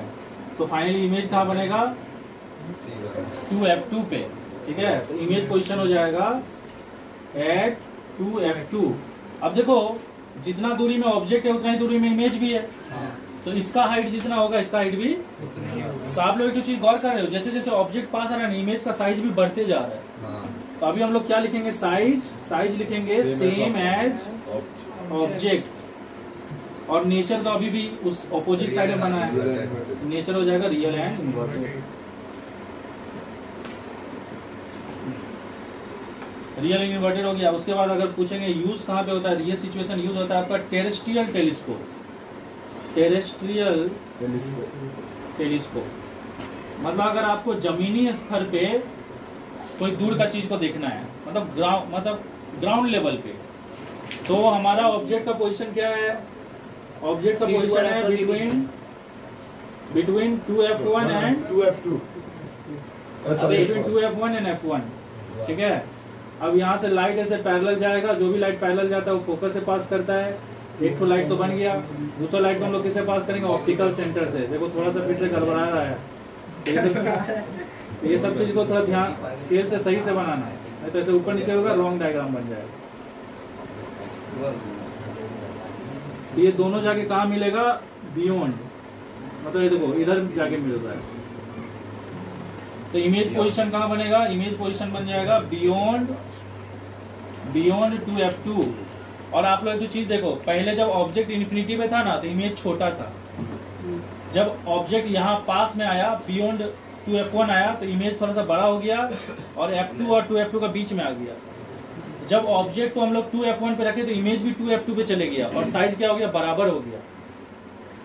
और अभी जब ये 2f1 और f1 के बीच में ऑब्जेक्ट आया तो इमेज कहाँ चले गया? बियॉन्ड 2f2 और साइज ऑब्जेक्ट से भी बड़ा हो गया। तो ग्रेजुअली देख रहे हो ना, जैसे जैसे ऑब्जेक्ट पास आ रहा है इमेज दूर जा रहा है और साथ ही साथ क्या हो रहा है? इमेज का साइज भी बढ़ रहा है। तो अभी हम लोग इमेज का साइज को क्या लिखेंगे? एनलार्ज और मैग्नीफाइड। हाँ, एनलार्ज और मैग्नीफाइड लिखेंगे। आप मैग्नीफाइड भी लिख सकते हो, एनलार्ज भी लिख सकते हो, मतलब जूम हो गया है। Nature real inverted, real and inverted. और ये सिचुएशन कहाँ पे यूज होता है? ये यूज होता है प्रोजेक्टर में। इसका यूज है, ये सिचुएशन यूज होता है प्रोजेक्टर में। तो जब भी आप कोई प्रोजेक्टर यूज करते हो तो यहाँ पे वीडियो चलते रहता है और उसका इमेज यहाँ पे प्रोजेक्ट होता है। अब देखो इमेज जो बन रहा है वो उल्टा बन रहा है ना, इसलिए आपको वीडियो को कैसे चलाना पड़ेगा? उल्टा चलाना पड़ेगा, ताकि यहाँ पे जो वीडियो चले वो सीधा चले। समझ में आ रहा है कि? तो अभी आप लोग को देख रहा हूँ ना, तो मेरा आंख के अंदर भी एक लेंस है, यही बाई कन्वेक्स लेंस। उससे आप लोग का इमेज ना मेरा रेटिना पे उल्टा बन रहा है, लेकिन मेरा ब्रेन क्या कर रहा है? उसको सीधा कर दे रहा है। अभी हमारा ऑब्जेक्ट कहाँ चले जाएगा? अब ऑब्जेक्ट चले जाएगा एट f1, पूरी फोकस पे चले जाएगा। तो इमेज कहाँ चले जाएगा? इन्फिनिटी पे, क्योंकि जब ऑब्जेक्ट इन्फिनिटी पे था तो इमेज फोकस पे बन रहा था, और जब ऑब्जेक्ट फोकस पे आएगा तो इमेज कहाँ चले जाएगा? इन्फिनिटी पे। तो ऑब्जेक्ट का पोजीशन हो जाएगा एट फोकस। कौन सा फोकस? At f1। इमेज का पोजीशन पहले से लिख दे रहे हैं, इन्फिनिटी। और साइज जो होगा ना, अब देखो एक चीज देखो, ऑब्जेक्ट जैसे सन का बात कर रहे हैं, सन तो बहुत बड़ा है ना, लेकिन उसका इमेज फोकस पे क्या बन रहा था? छोटा बन रहा था। उसी तरह से अगर आप ऑब्जेक्ट को फोकस पे रखोगे ना तो उसका इमेज भी क्या होगा? बहुत बड़ा बनेगा। मतलब इन्फिनिटी पे जो भी चीज बनता है वो बहुत बड़ा बनता है। अरे सन बहुत बड़ा है तो फोकस पे उसका इमेज छोटा बना। तो उसी तरह से फोकस पे अगर हम छोटा चीज रखेंगे तो उसका इमेज क्या होगा? बड़ा बनेगा। नहीं समझ में आ रहा? Very good. तो हाईली एनलार्ज इमेज क्या बनेगा? Highly enlarge. अब बाकी नेचर क्या होगा? नेचर वही होगा, real and inverted. Real and inverted, क्योंकि इमेज ना ऑब्जेक्ट का ऑपोजिट साइड बनेगा। अब देखो क्या होगा, जो भी लाइट से पैरेलल आएगा किससे पास करेगा? फोकस से पास करेगा। दूसरा लाइट किससे पास करेगा? ऑप्टिकल सेंटर से पास करेगा। ओके, और ये दोनों लाइट ना, ये दोनों लाइट एक दूसरे से कैसा जाएगा? पैरेलल जाएगा। ओके, मेरा डायग्राम में थोड़ा पैरेलल नहीं भी लग रहा है, लेकिन एक्चुअली अगर स्केल से बनाओगे तो पैरेलल जाएगा। तो देखो जब दो लाइट पैरेलल जा रहा है तो हम लोग क्या समझेंगे कि ये लाइट कहाँ पे जाके मीट करेगा? इन्फिनिटी पे। अब ये इन्फिनिटी होता क्या था? अब से हम इन्फिनिटी कर रहे हैं। इन्फिनिटी होता है वो मैक्सिमम दूरी जहाँ तक आप देख सकते हो। अगर मैं बहुत बूढ़ा हो गया हूँ और मैं यहीं तक देख सकता हूँ तो ये मेरा इन्फिनिटी है। और कोई अगर बहुत दूर तक देख सकता है तो उसका इन्फिनिटी बहुत दूर है। तो इन्फिनिटी जो है ना पर्सन टू पर्सन डिफर करता है। समझ में आया कि नहीं? इन्फिनिटी मतलब maximum distance up to which we can see clearly, जहाँ तक हम अच्छा से देख सकते हैं। जिसके बाद दिखाई नहीं दे रहा वो वही इन्फिनिटी खत्म हो गया मेरा, मतलब उससे भी मेरे को नहीं दिखेगा। अरे कुछ समझ में आ रहा है? हाँ सर। ओके, तो इसका यूज एक मिनट, इसका यूज होता है स्पेक्ट्रोमीटर। स्पेक्ट्रोमीटर में यूज होता है, ठीक है। अब ये स्पेक्ट्रोमीटर क्या होता है? हम लोग जानते हैं जब एक प्रिज्म से लाइट पास होता है ना, व्हाइट लाइट, तो वो टूट के ना 7 कलर में टूट जाता है। इसको स्पेक्ट्रम बोलते हैं। स्पेक्ट्रम को देखने के लिए, स्पेक्ट्रम का जो अलग अलग कलर है उसको देखने के लिए जो डिवाइस यूज होता है उसको स्पेक्ट्रोमीटर बोलते हैं। समझ में आया? ओके, मतलब ये लाइट सब कितना कितना एंगल में बेंड हो रहा है, क्योंकि हम लोग जानते हैं रेड लाइट सबसे कम डेविएट होगा और वायलेट लाइट सबसे ज्यादा डेविएट होगा। तो ये सब कलर को प्रॉपरली ऑब्जर्व करने के लिए क्या यूज होता है, स्पेक्ट्रोमीटर। समझ में आया ना, तो स्पेक्ट्रम को देखने के लिए यूज होता है। मैं एक चीज बता रहा हूँ, जब भी लाइट एक्चुअली में मीट करता है तो कौन सा इमेज बनता है, रियल। तो अभी तक देखे जो भी लाइट आ रहा था वो इधर जाने के बाद मीट कर रहा था, रियल इमेज बन रहा था। ये याद रखना, रियल इमेज को देखने के लिए क्या चाहिए, स्क्रीन चाहिए। यहाँ पे आप ऑब्जेक्ट रख दोगे, उसका इमेज तो इधर बनेगा, लेकिन अगर आप यहाँ पे कोई स्क्रीन नहीं लगाओगे ना तो आप उस इमेज को देख नहीं पाओगे। समझ में आया? तो इसको देखने के लिए क्या चाहिए, एक प्रॉपर स्क्रीन चाहिए। जैसे कि प्रोजेक्टर से जो वीडियो हम लोग देखते हो, कहाँ पे देखते हैं, स्क्रीन पे देखते हैं। अगर एक खुला ग्राउंड में प्रोजेक्टर चला देंगे तो कुछ भी नहीं दिखेगा। लेकिन वर्चुअल इमेज ऐसा होता है जिसको आप या तो मिरर में देख सकते हो या आप लेंस में भी देख सकते हो। समझ में आया? तो वर्चुअल इमेज क्या होगा, या तो आपको मिरर में भी दिखेगा या लेंस के अंदर दिखेगा, मतलब आप लेंस के थ्रू भी उसको देख सकते हो। तो मिरर में जो आप इमेज देखते हो ना, जो घर का ऐना में देखते हो, वो वर्चुअल इमेज होता है। क्योंकि वर्चुअल इमेज जब बनता है ना तो लाइट एक्चुअली मीट नहीं करता, क्योंकि देखो जो भी लाइट मिरर से टकराता होगा वो तो रिफ्लेक्ट हो जाता होगा ना। तो हम लोग क्या करते होंगे, उसको अंदर में जाके मीट करवाते होंगे। जैसे मैं एक एग्जांपल दिखा देता हूँ। देखो जैसे ये मिरर है, यहाँ पे एक ऑब्जेक्ट है, यहाँ से लाइट एक ऐसे गया, टकराया और वापस आ गया ना, और एक लाइट गया, टकराया, वापस आ गया। ये दोनों लाइट तो मीट नहीं कर रहा है ना, तो इमेज कैसे बन रहा है, इन दोनों को पीछे प्रोड्यूस किया जा रहा है। इन दोनों लाइट को, इन दोनों लाइट का पीछे प्रोड्यूस करने से जो इमेज बन रहा है ना, उसको वर्चुअल इमेज बोलते हैं।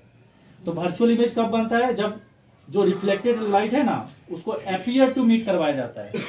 लाइट एक्चुअली में मीट नहीं कर रहा है, उसको मीट करवाया जा रहा है। तो इस सिचुएशन को हम लोग क्या बोलते हैं, अपीयर टू मीट। मतलब हम लोग ये मानते हैं कि ये कभी मीट किया होगा। समझ में आया ना? तो जब लाइट एक्चुअली में मीट करता है तब रियल इमेज बनता है, और रियल इमेज को देखने के लिए स्क्रीन चाहिए।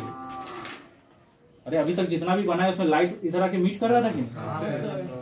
लेकिन जब हम लोग लाइट को मीट नहीं करेगा, प्रोड्यूस करके मीट करवाएंगे, तब कौन सा इमेज बनता है, वर्चुअल। और वर्चुअल इमेज को हम लोग कहाँ देख सकते हैं, मिरर में भी देख सकते हैं और लेंस में भी देख सकते हैं। समझ में आया? तो अभी देखना, ये जनरली बाय कन्वेक्स लेंस में हमेशा रियल इन्वर्टेड इमेज ही बनता है। लेकिन एक ऐसा केस आता है जब पहली बार इसमें कौन सा इमेज बनता है, वर्चुअल एंड इरेक्ट। तो अभी हम लोग ऑब्जेक्ट को कहाँ रखने वाले हैं, F1 और O के बीच में। तो हमारा ऑब्जेक्ट पोजीशन हो गया बिटवीन F1 एंड O। तो लाइट यहां से जाएगा पैरेलल, और फिर F2 से पास करेगा। ओके, दूसरा लाइट किससे पास करेगा, ऑप्टिकल सेंटर से। अब देखो ये दोनों लाइट तो मीट नहीं कर रहा है, लेकिन अगर आप इसको पीछे की तरफ क्या करोगे, ऐसे प्रोड्यूस करोगे, बिहाइंड ऑब्जेक्ट। समझ में आया कि नहीं? तो इमेज बनेगा यहाँ पे।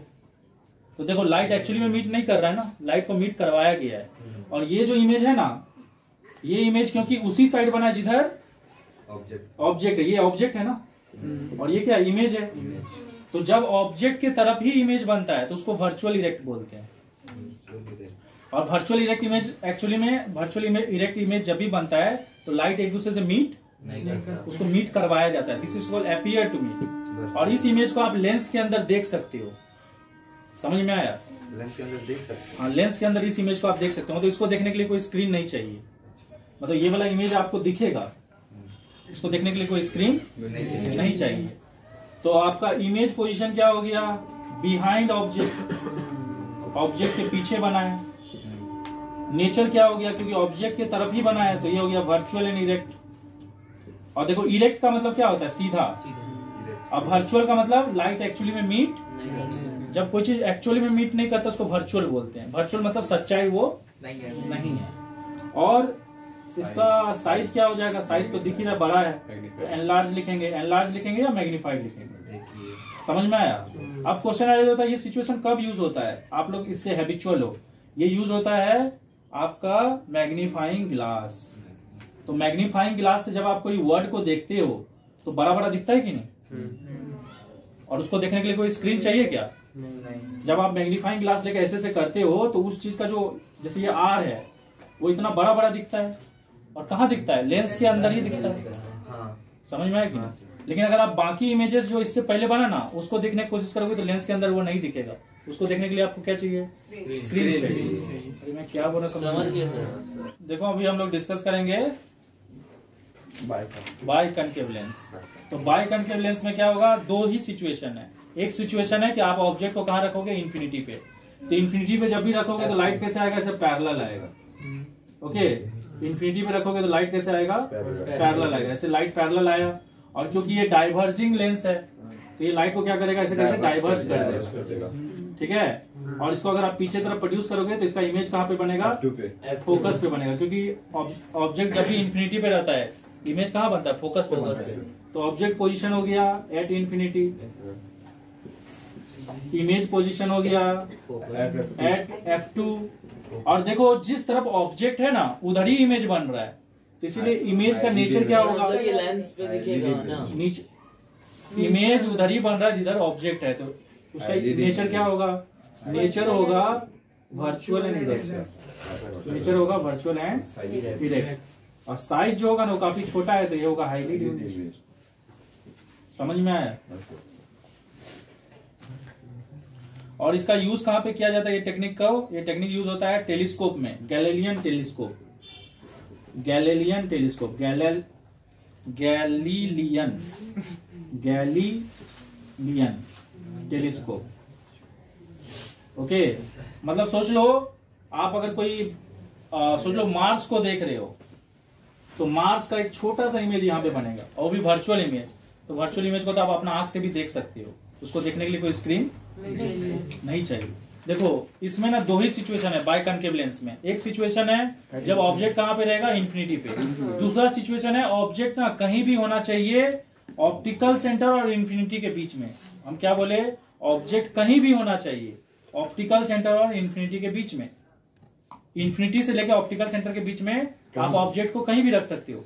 कोई ऑब्जेक्ट को यहाँ भी रख देगा ओके, कोई ऑब्जेक्ट को यहाँ भी रख देगा ओके, कोई ऑब्जेक्ट को यहाँ भी रख देगा ओके। इमेज हमेशा लेकिन जहां बनना है वहीं बनेगा। आप ऑब्जेक्ट को कहीं भी रख लो, ट्राई करके देख लेना, आपको इमेज हमेशा वहीं मिलेगा। तो फिलहाल मैं ऑब्जेक्ट को यहाँ रख रहा हूँ, आप लोग कहीं और रख के ट्राई करना, और अगर ना हो तो फिर आगे बोलना। तो देखो ये लाइट ऐसे पैरेलल जाएगा, और क्योंकि ये डाइवर्जिंग है तो ये डाइवर्ज हो जाएगा, और ये लाइट फिर एपियर टू पास करेगा किससे, F2 के पास। तो इसको एक्सटेंड करके पास करेंगे। और जब भी एक्सटेंड करके पास किया जाता है इसको क्या बोलते हैं, वर्चुअल। और दूसरा लाइट को हम लोग किससे पास करेंगे, ऑप्टिकल सेंटर से। तो ऑप्टिकल सेंटर से जो भी लाइट जाएगा वो सीधा चले जाएगा। अरे हम लोग दो ही रे डायग्राम यूज कर रहे हैं ना, एक तो पैरेलल जाएगा डाइवर्ज होगा, और एक तो ऑप्टिकल सेंटर से। पैरेलल जाएगा फोकस से पास होगा, और एक तो ऑप्टिकल सेंटर। इमेज कहाँ पे बनेगा, जहां पे ये इंटरसेक्ट हुआ है। तो अगर आप ऑब्जेक्ट को यहाँ पे भी रखते हैं ना तब भी इमेज यही बनता, अगर आप ऑब्जेक्ट को यहाँ भी रखते हैं तब भी इमेज वही बनता। ट्राई करके देख लेना। तो हमारा ऑब्जेक्ट पोजीशन क्या हो गया, Between between optical and optical centre and infinity, कहीं भी रख सकते हो ना। और इमेज पोजीशन क्या हो जाएगा, बिटवीन F2 एंड O। और नेचर हो जाएगा क्योंकि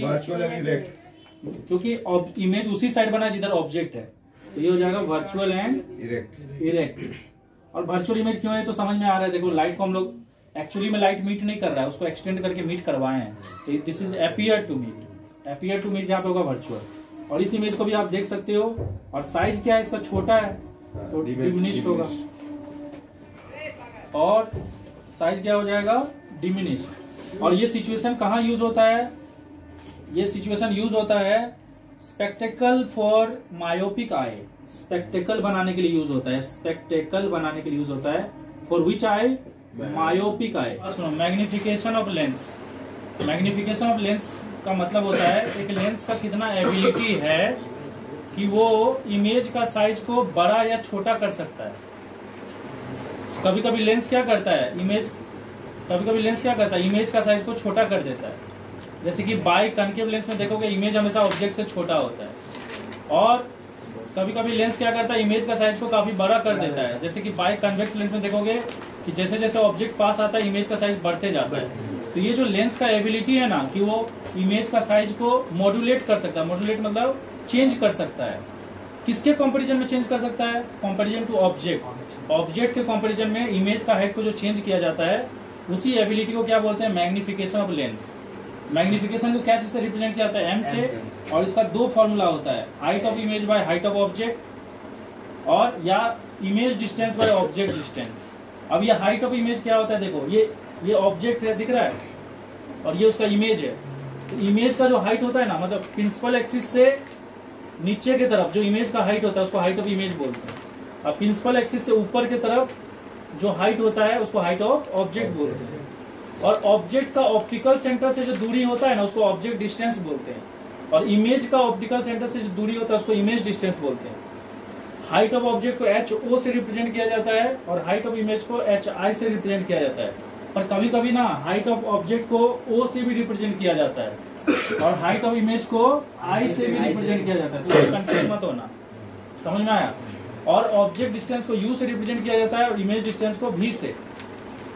तो मैग्निफिकेशन का जो है ना वो किसका किसका रेशियो है, height of image by height of object. क्योंकि यहाँ पे हाइट ऑफ इमेज को चेंज किया जा रहा है किसके कंपैरिजन में, ऑब्जेक्ट के हाइट के कंपैरिजन में। अब क्वेश्चन आ जाता है कि ये फॉर्मूला तो समझ में आ रहा है, ये फॉर्मूला क्यों आया?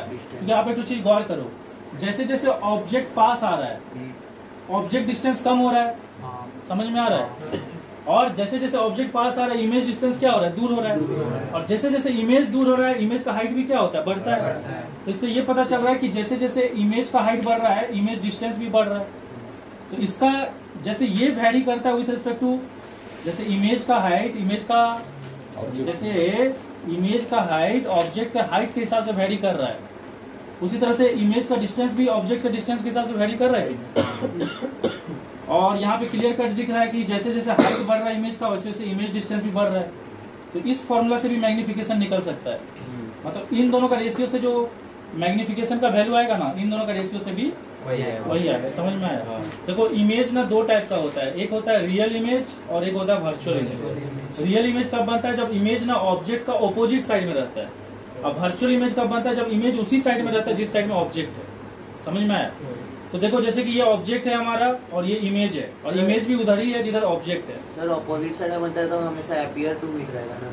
हाँ, जब सेम साइड में बनता है तब अपीयर टू मीट होता है, और ऑपोजिट साइड में एक्चुअली में मीट होता है। एक्चुअली में मीट होने से रियल इमेज बनता है। समझ में आया? और रियल इमेज हमेशा क्या होता है, उल्टा होता है। देखो इन्वर्टेड है। और वर्चुअल इमेज जो रहता है वो हमेशा इरेक्ट होता है। तो आपको अब यहाँ पे ना कुछ मैं बता रहा हूँ उसको ध्यान से सुनो।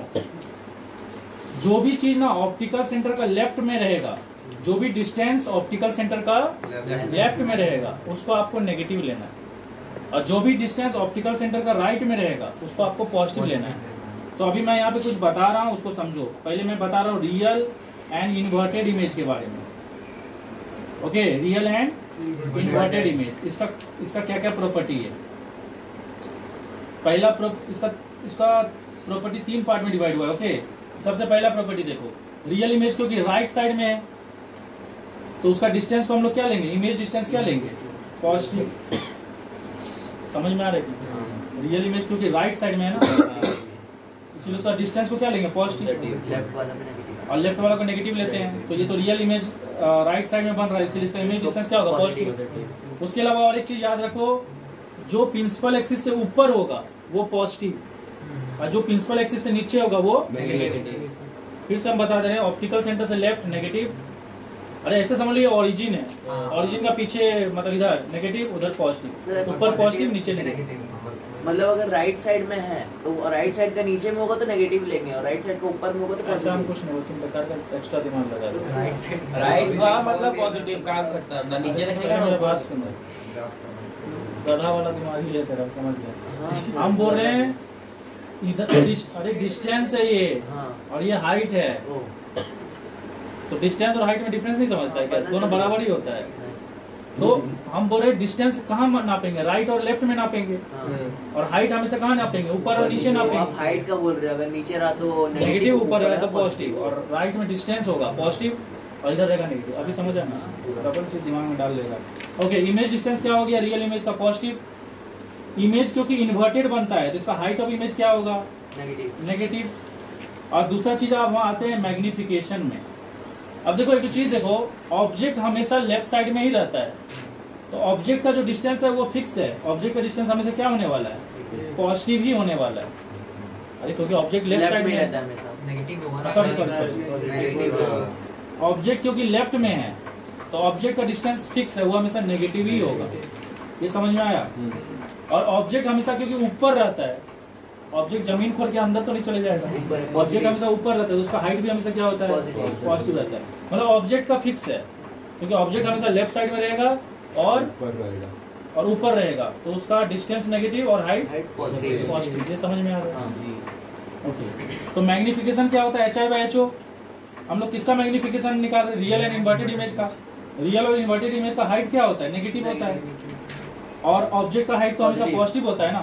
तो नेगेटिव बाय पॉजिटिव करेंगे तो आंसर क्या आएगा? नेगेटिव ही आएगा। अरे समझ में आ रहा है कि नहीं? तो जो रियल इन्वर्टेड इमेज होता है ना, उसका इमेज डिस्टेंस पॉजिटिव होता है, हाइट ऑफ इमेज नेगेटिव होता है, और मैग्निफिकेशन भी नेगेटिव होता है। ये समझ में आया? अब हम यहाँ पे बता रहे वर्चुअल एंड इरेक्ट का। तो मेरी बात सुनो, virtual and erect. Virtual and erect image कब बनता है? जब ऑब्जेक्ट उसी साइड, सॉरी, इमेज उसी साइड होता है जिधर ऑब्जेक्ट है। जैसे इस डायग्राम में आप देख सकते हो। तो देखो, क्योंकि इमेज लेफ्ट साइड में है तो इमेज डिस्टेंस क्या हो जाएगा? नेगेटिव। तो इमेज डिस्टेंस हो गया हमारा नेगेटिव। वर्चुअल इरेक्ट का इमेज डिस्टेंस नेगेटिव होता है, और क्योंकि इमेज ऊपर है पॉजिटिव, तो हाइट ऑफ इमेज पॉजिटिव हो गया। और मैग्निफिकेशन होता है HI/HO। ठीक है, लीनियर मैग्निफिकेशन जो होता है वो होता है HI/HO। नेगेटिव बाय तो आप देखो, ऑब्जेक्ट डिस्टेंस भी पॉजिटिव है। ऑब्जेक्ट डिस्टेंस तो हमेशा पॉजिटिव ही होता है, चाहे वो रियल इन्वर्टेड केस हो या वर्चुअल इरेक्ट। तो ये पॉजिटिव है और ये भी पॉजिटिव है, तो दोनों ही पॉजिटिव है। तो पॉजिटिव बाय पॉजिटिव जो आंसर आएगा वो भी पॉजिटिव ही आएगा। तो इसीलिए वर्चुअल इरेक्ट का मैग्निफिकेशन क्या होता है? पॉजिटिव होता है। और देखो, अगर आप इमेज डिस्टेंस और ऑब्जेक्ट डिस्टेंस के पॉइंट ऑफ व्यू भी देखोगे ना, तो इसका पॉजिटिव ही आएगा। कैसे पॉजिटिव आएगा? देखो, क्योंकि ऑब्जेक्ट डिस्टेंस भी नेगेटिव है, लेफ्ट साइड है, और इमेज डिस्टेंस भी नेगेटिव है, लेफ्ट साइड है, तो नेगेटिव बाय नेगेटिव भी तो पॉजिटिव ही होगा ना। और अगर आप रियल इन्वर्टेड में देखोगे, तो अगर इमेज डिस्टेंस और ऑब्जेक्ट डिस्टेंस के पॉइंट ऑफ व्यू देखोगे, तो ऑब्जेक्ट डिस्टेंस तो नेगेटिव है और इमेज डिस्टेंस क्या है? पॉजिटिव है। तो पॉजिटिव और नेगेटिव भी तो नेगेटिव होगा रियल इन्वर्टेड में। समझ में आया? तो इमेज 3 टाइप का हो सकता है। एनलार्ज मतलब होगा इमेज का जो साइज होगा ना, ऑब्जेक्ट का साइज से ज्यादा होगा। Height of image will be greater than height of object. एक हो सकता है इमेज का साइज और ऑब्जेक्ट का साइज क्या होगा? सेम होगा, तो height of image equal to हो जाएगा हाइट ऑफ ऑब्जेक्ट। समझ में आया? और एक कंडीशन है कि हाइट ऑफ इमेज क्या होगा? ऑब्जेक्ट हाइट से कम होगा। तो इन तीनों केस में अगर आपको पूछा जाएगा कि मैग्निफिकेशन का वैल्यू क्या होगा, तो हम लोग जानते हैं मैग्निफिकेशन क्या होता है? HI/HO, height of image by height of object. तो ये हो जाएगा HI/HO ग्रेटर देन 1, तो मैग्निफिकेशन ग्रेटर देन 1। तो जब भी मैग्निफिकेशन ग्रेटर देन 1 होगा तो कौन सा इमेज बनेगा? एनलार्ज। और इस केस में क्या होगा? HI/HO इक्वल टू 1, तो मैग्निफिकेशन इक्वल टू 1। तो जब भी मैग्निफिकेशन इक्वल टू 1 आएगा तो कौन सा इमेज बनेगा? मतलब इमेज का साइज ऑब्जेक्ट का साइज के बराबर ही होगा। और ऐसा सिचुएशन कब आता है? जब ऑब्जेक्ट को हम लोग कहाँ पे रखते हैं? 2f1 पे, और इमेज भी 2f2 पे बनता है। उस टाइम इमेज का डिस्टेंस और ऑब्जेक्ट का डिस्टेंस सेम होता है, और इमेज का हाइट और ऑब्जेक्ट का हाइट भी सेम होता है उसी केस में सिर्फ। और एक है HI/HO लेस देन 1, तो इस केस में डिमिनिश्ड इमेज बनेगा, मतलब इमेज का साइज जो है वो ऑब्जेक्ट का साइज से छोटा है। तो यहाँ पे मैग्निफिकेशन क्या हो जाएगा? लेस देन 1, क्योंकि मैग्निफिकेशन होता है HI/HO। फॉल्स।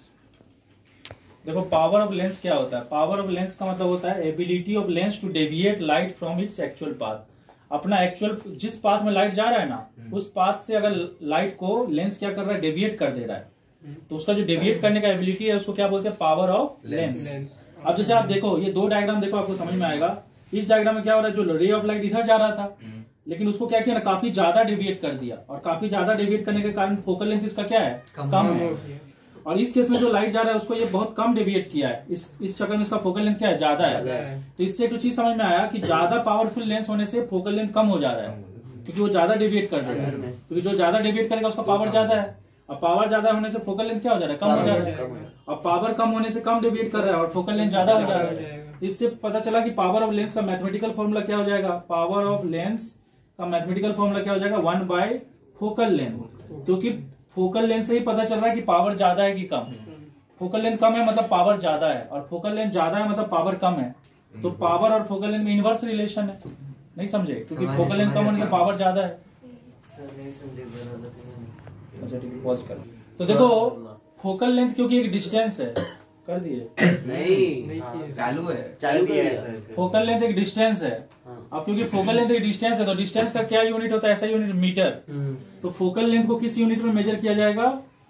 मीटर में। तो उस हिसाब से अगर देखा जाए तो पावर का यूनिट क्या होगा? क्योंकि वो रेसिप्रोकल है ना, तो पावर का यूनिट क्या हो जाएगा? Metre inverse. अरे क्योंकि 1/f है ना, इसका मीटर होगा तो इसका क्या हो जाएगा? Metre inverse. अब मीटर इनवर्स को ना डायोप्टर भी बोलते हैं, डायोप्टर। और इसको रिप्रेजेंट किससे किया जाता है, कैपिटल डी से।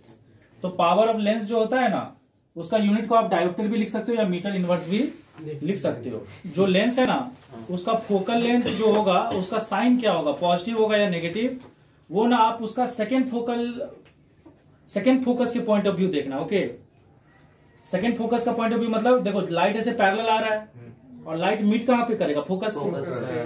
तो ऑब्जेक्ट मतलब इस साइड रखा हुआ है, इमेज उधर बन रहा है, तो आपको उस केस में इमेज का कौन सा फोकस पे बन रहा है, सेकंड फोकस पे। जब ऑब्जेक्ट को हम लोग इधर रखते हैं, ऑब्जेक्ट को हम लोग हमेशा कहाँ रखते हैं, लेफ्ट साइड में, तो इमेज बनेगा वो F2 फोकस पे।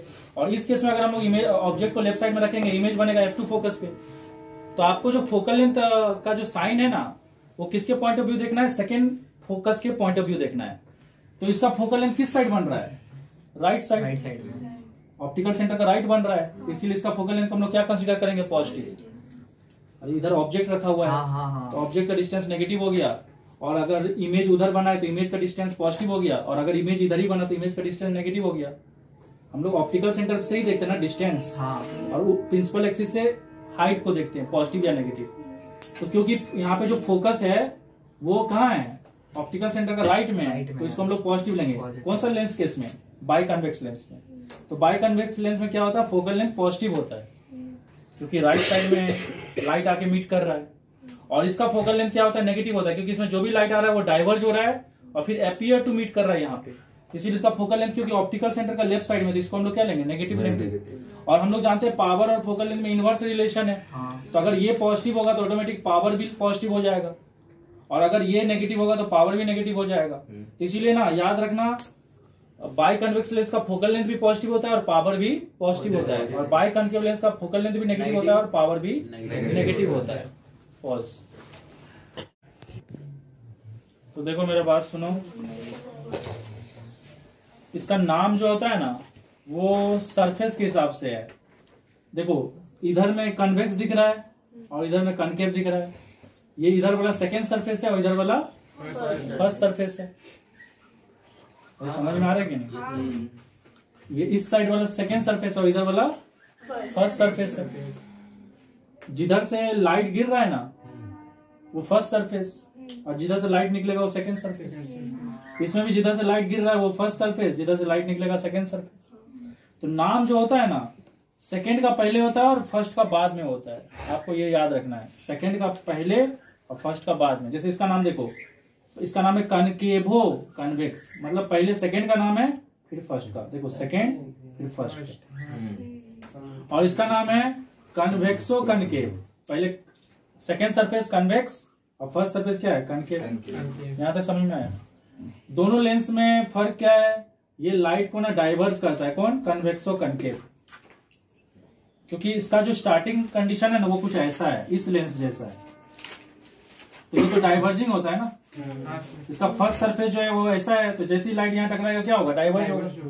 और इसका जो फर्स्ट सरफेस है ना वो कन्वेक्स जैसा है, मतलब इसमें जो भी लाइट टकराएगा वो क्या होगा, कन्वर्ज होगा। इसीलिए ये कन्वर्जिंग नेचर का होता है, कौन, कनकेवो कन्वेक्स, और ये जो होता है वो डाइवर्जिंग नेचर का होता है। ये समझ में आया? देखो लेंस फॉर्मूला जो है ना, एक रिलेशनशिप बिटवीन है, किसके किसके बीच में रिलेशनशिप है, image distance v, object distance u और फोकल लेंथ के बीच में एक रिलेशन है। तो इसको लेंस फॉर्मूला बोलते हैं। और अभी हम लोग क्या करेंगे, मैग्निफिकेशन का फॉर्मूला और लेंस फॉर्मूला का यूज करके एक न्यूमेरिकल करेंगे, ठीक है। यहाँ पे एक क्वेश्चन है लिखा, where must an object be placed in front of convex lens of focal length 20 centimetre. कौन सा लेंस दे दिया है, कन्वेक्स लेंस। जब भी कन्वेक्स लेंस बोलेगा ना तो आप लोग समझ जाना कौन सा लेंस है, ये बाई कन्वेक्स लेंस है। जब भी कन्वेक्स लेंस दिया रहेगा कौन सा लेंस समझ जाना, ये बाई कन्वेक्स लेंस है। और जब भी कनकेव लेंस दिया रहेगा तो बाई कन्वेक्स। अब देखो कन्वेक्स लेंस जो होता है, पिछला क्लास में बताए थे कि उसका फोकल लेंथ पॉजिटिव होता है। ये आपको क्वेश्चन में मेंशन नहीं रहेगा कि पॉजिटिव है कि नेगेटिव, आपको पता होना चाहिए कि कन्वेक्स का पॉजिटिव होता है फोकल लेंथ और कनकेव का नेगेटिव होता है। तो इसका फोकल लेंथ है दिया है 20 सेंटीमीटर, तो हम लोग लेंगे प्लस 20 सेंटीमीटर, ठीक है। टू ऑब्टेन रियल क्या लिखा है, to obtain real and 4 times magnified image. पर यहाँ पे क्लियर कट लिख दिया है कि कौन सा इमेज बन रहा है, रियल इमेज बन रहा है।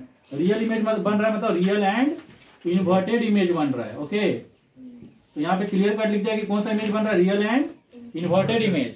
और साथ साथ ये भी लिख दिया कि वो इमेज कितना मैग्नीफाइड है, 4 टाइम्स, मतलब आपको मैग्निफिकेशन का वैल्यू दे दिया है कितना, 4 टाइम्स, मतलब 4 दे दिया है। और क्योंकि ये रियल इन्वर्टेड है तो बताए थे रियल इन्वर्टेड के लिए मैग्निफिकेशन नेगेटिव होता है। ये समझ में आ रहा है आपको। अभी देखो क्वेश्चन का डिमांड क्या है, क्वेश्चन का डिमांड है where will the image form, image कहाँ पे बनेगा। तो आपको इमेज कहाँ बनेगा मतलब आपको क्या निकालने बोला है, इमेज डिस्टेंस निकालने बोला है। और देखो अगर यहाँ पे रियल इन्वर्टेड बोला है ना तो आप लोग थोड़ा सा अपना दिमाग में एक तो चीज रखो, ऑब्जेक्ट हमेशा लेफ्ट साइड में रहता है, ऑब्जेक्ट क्योंकि लेफ्ट साइड में रहता है तो ऑब्जेक्ट का डिस्टेंस हमेशा नेगेटिव होगा, और ऑब्जेक्ट हमेशा ऊपर होता है मतलब ऑब्जेक्ट का हाइट हमेशा पॉजिटिव होगा।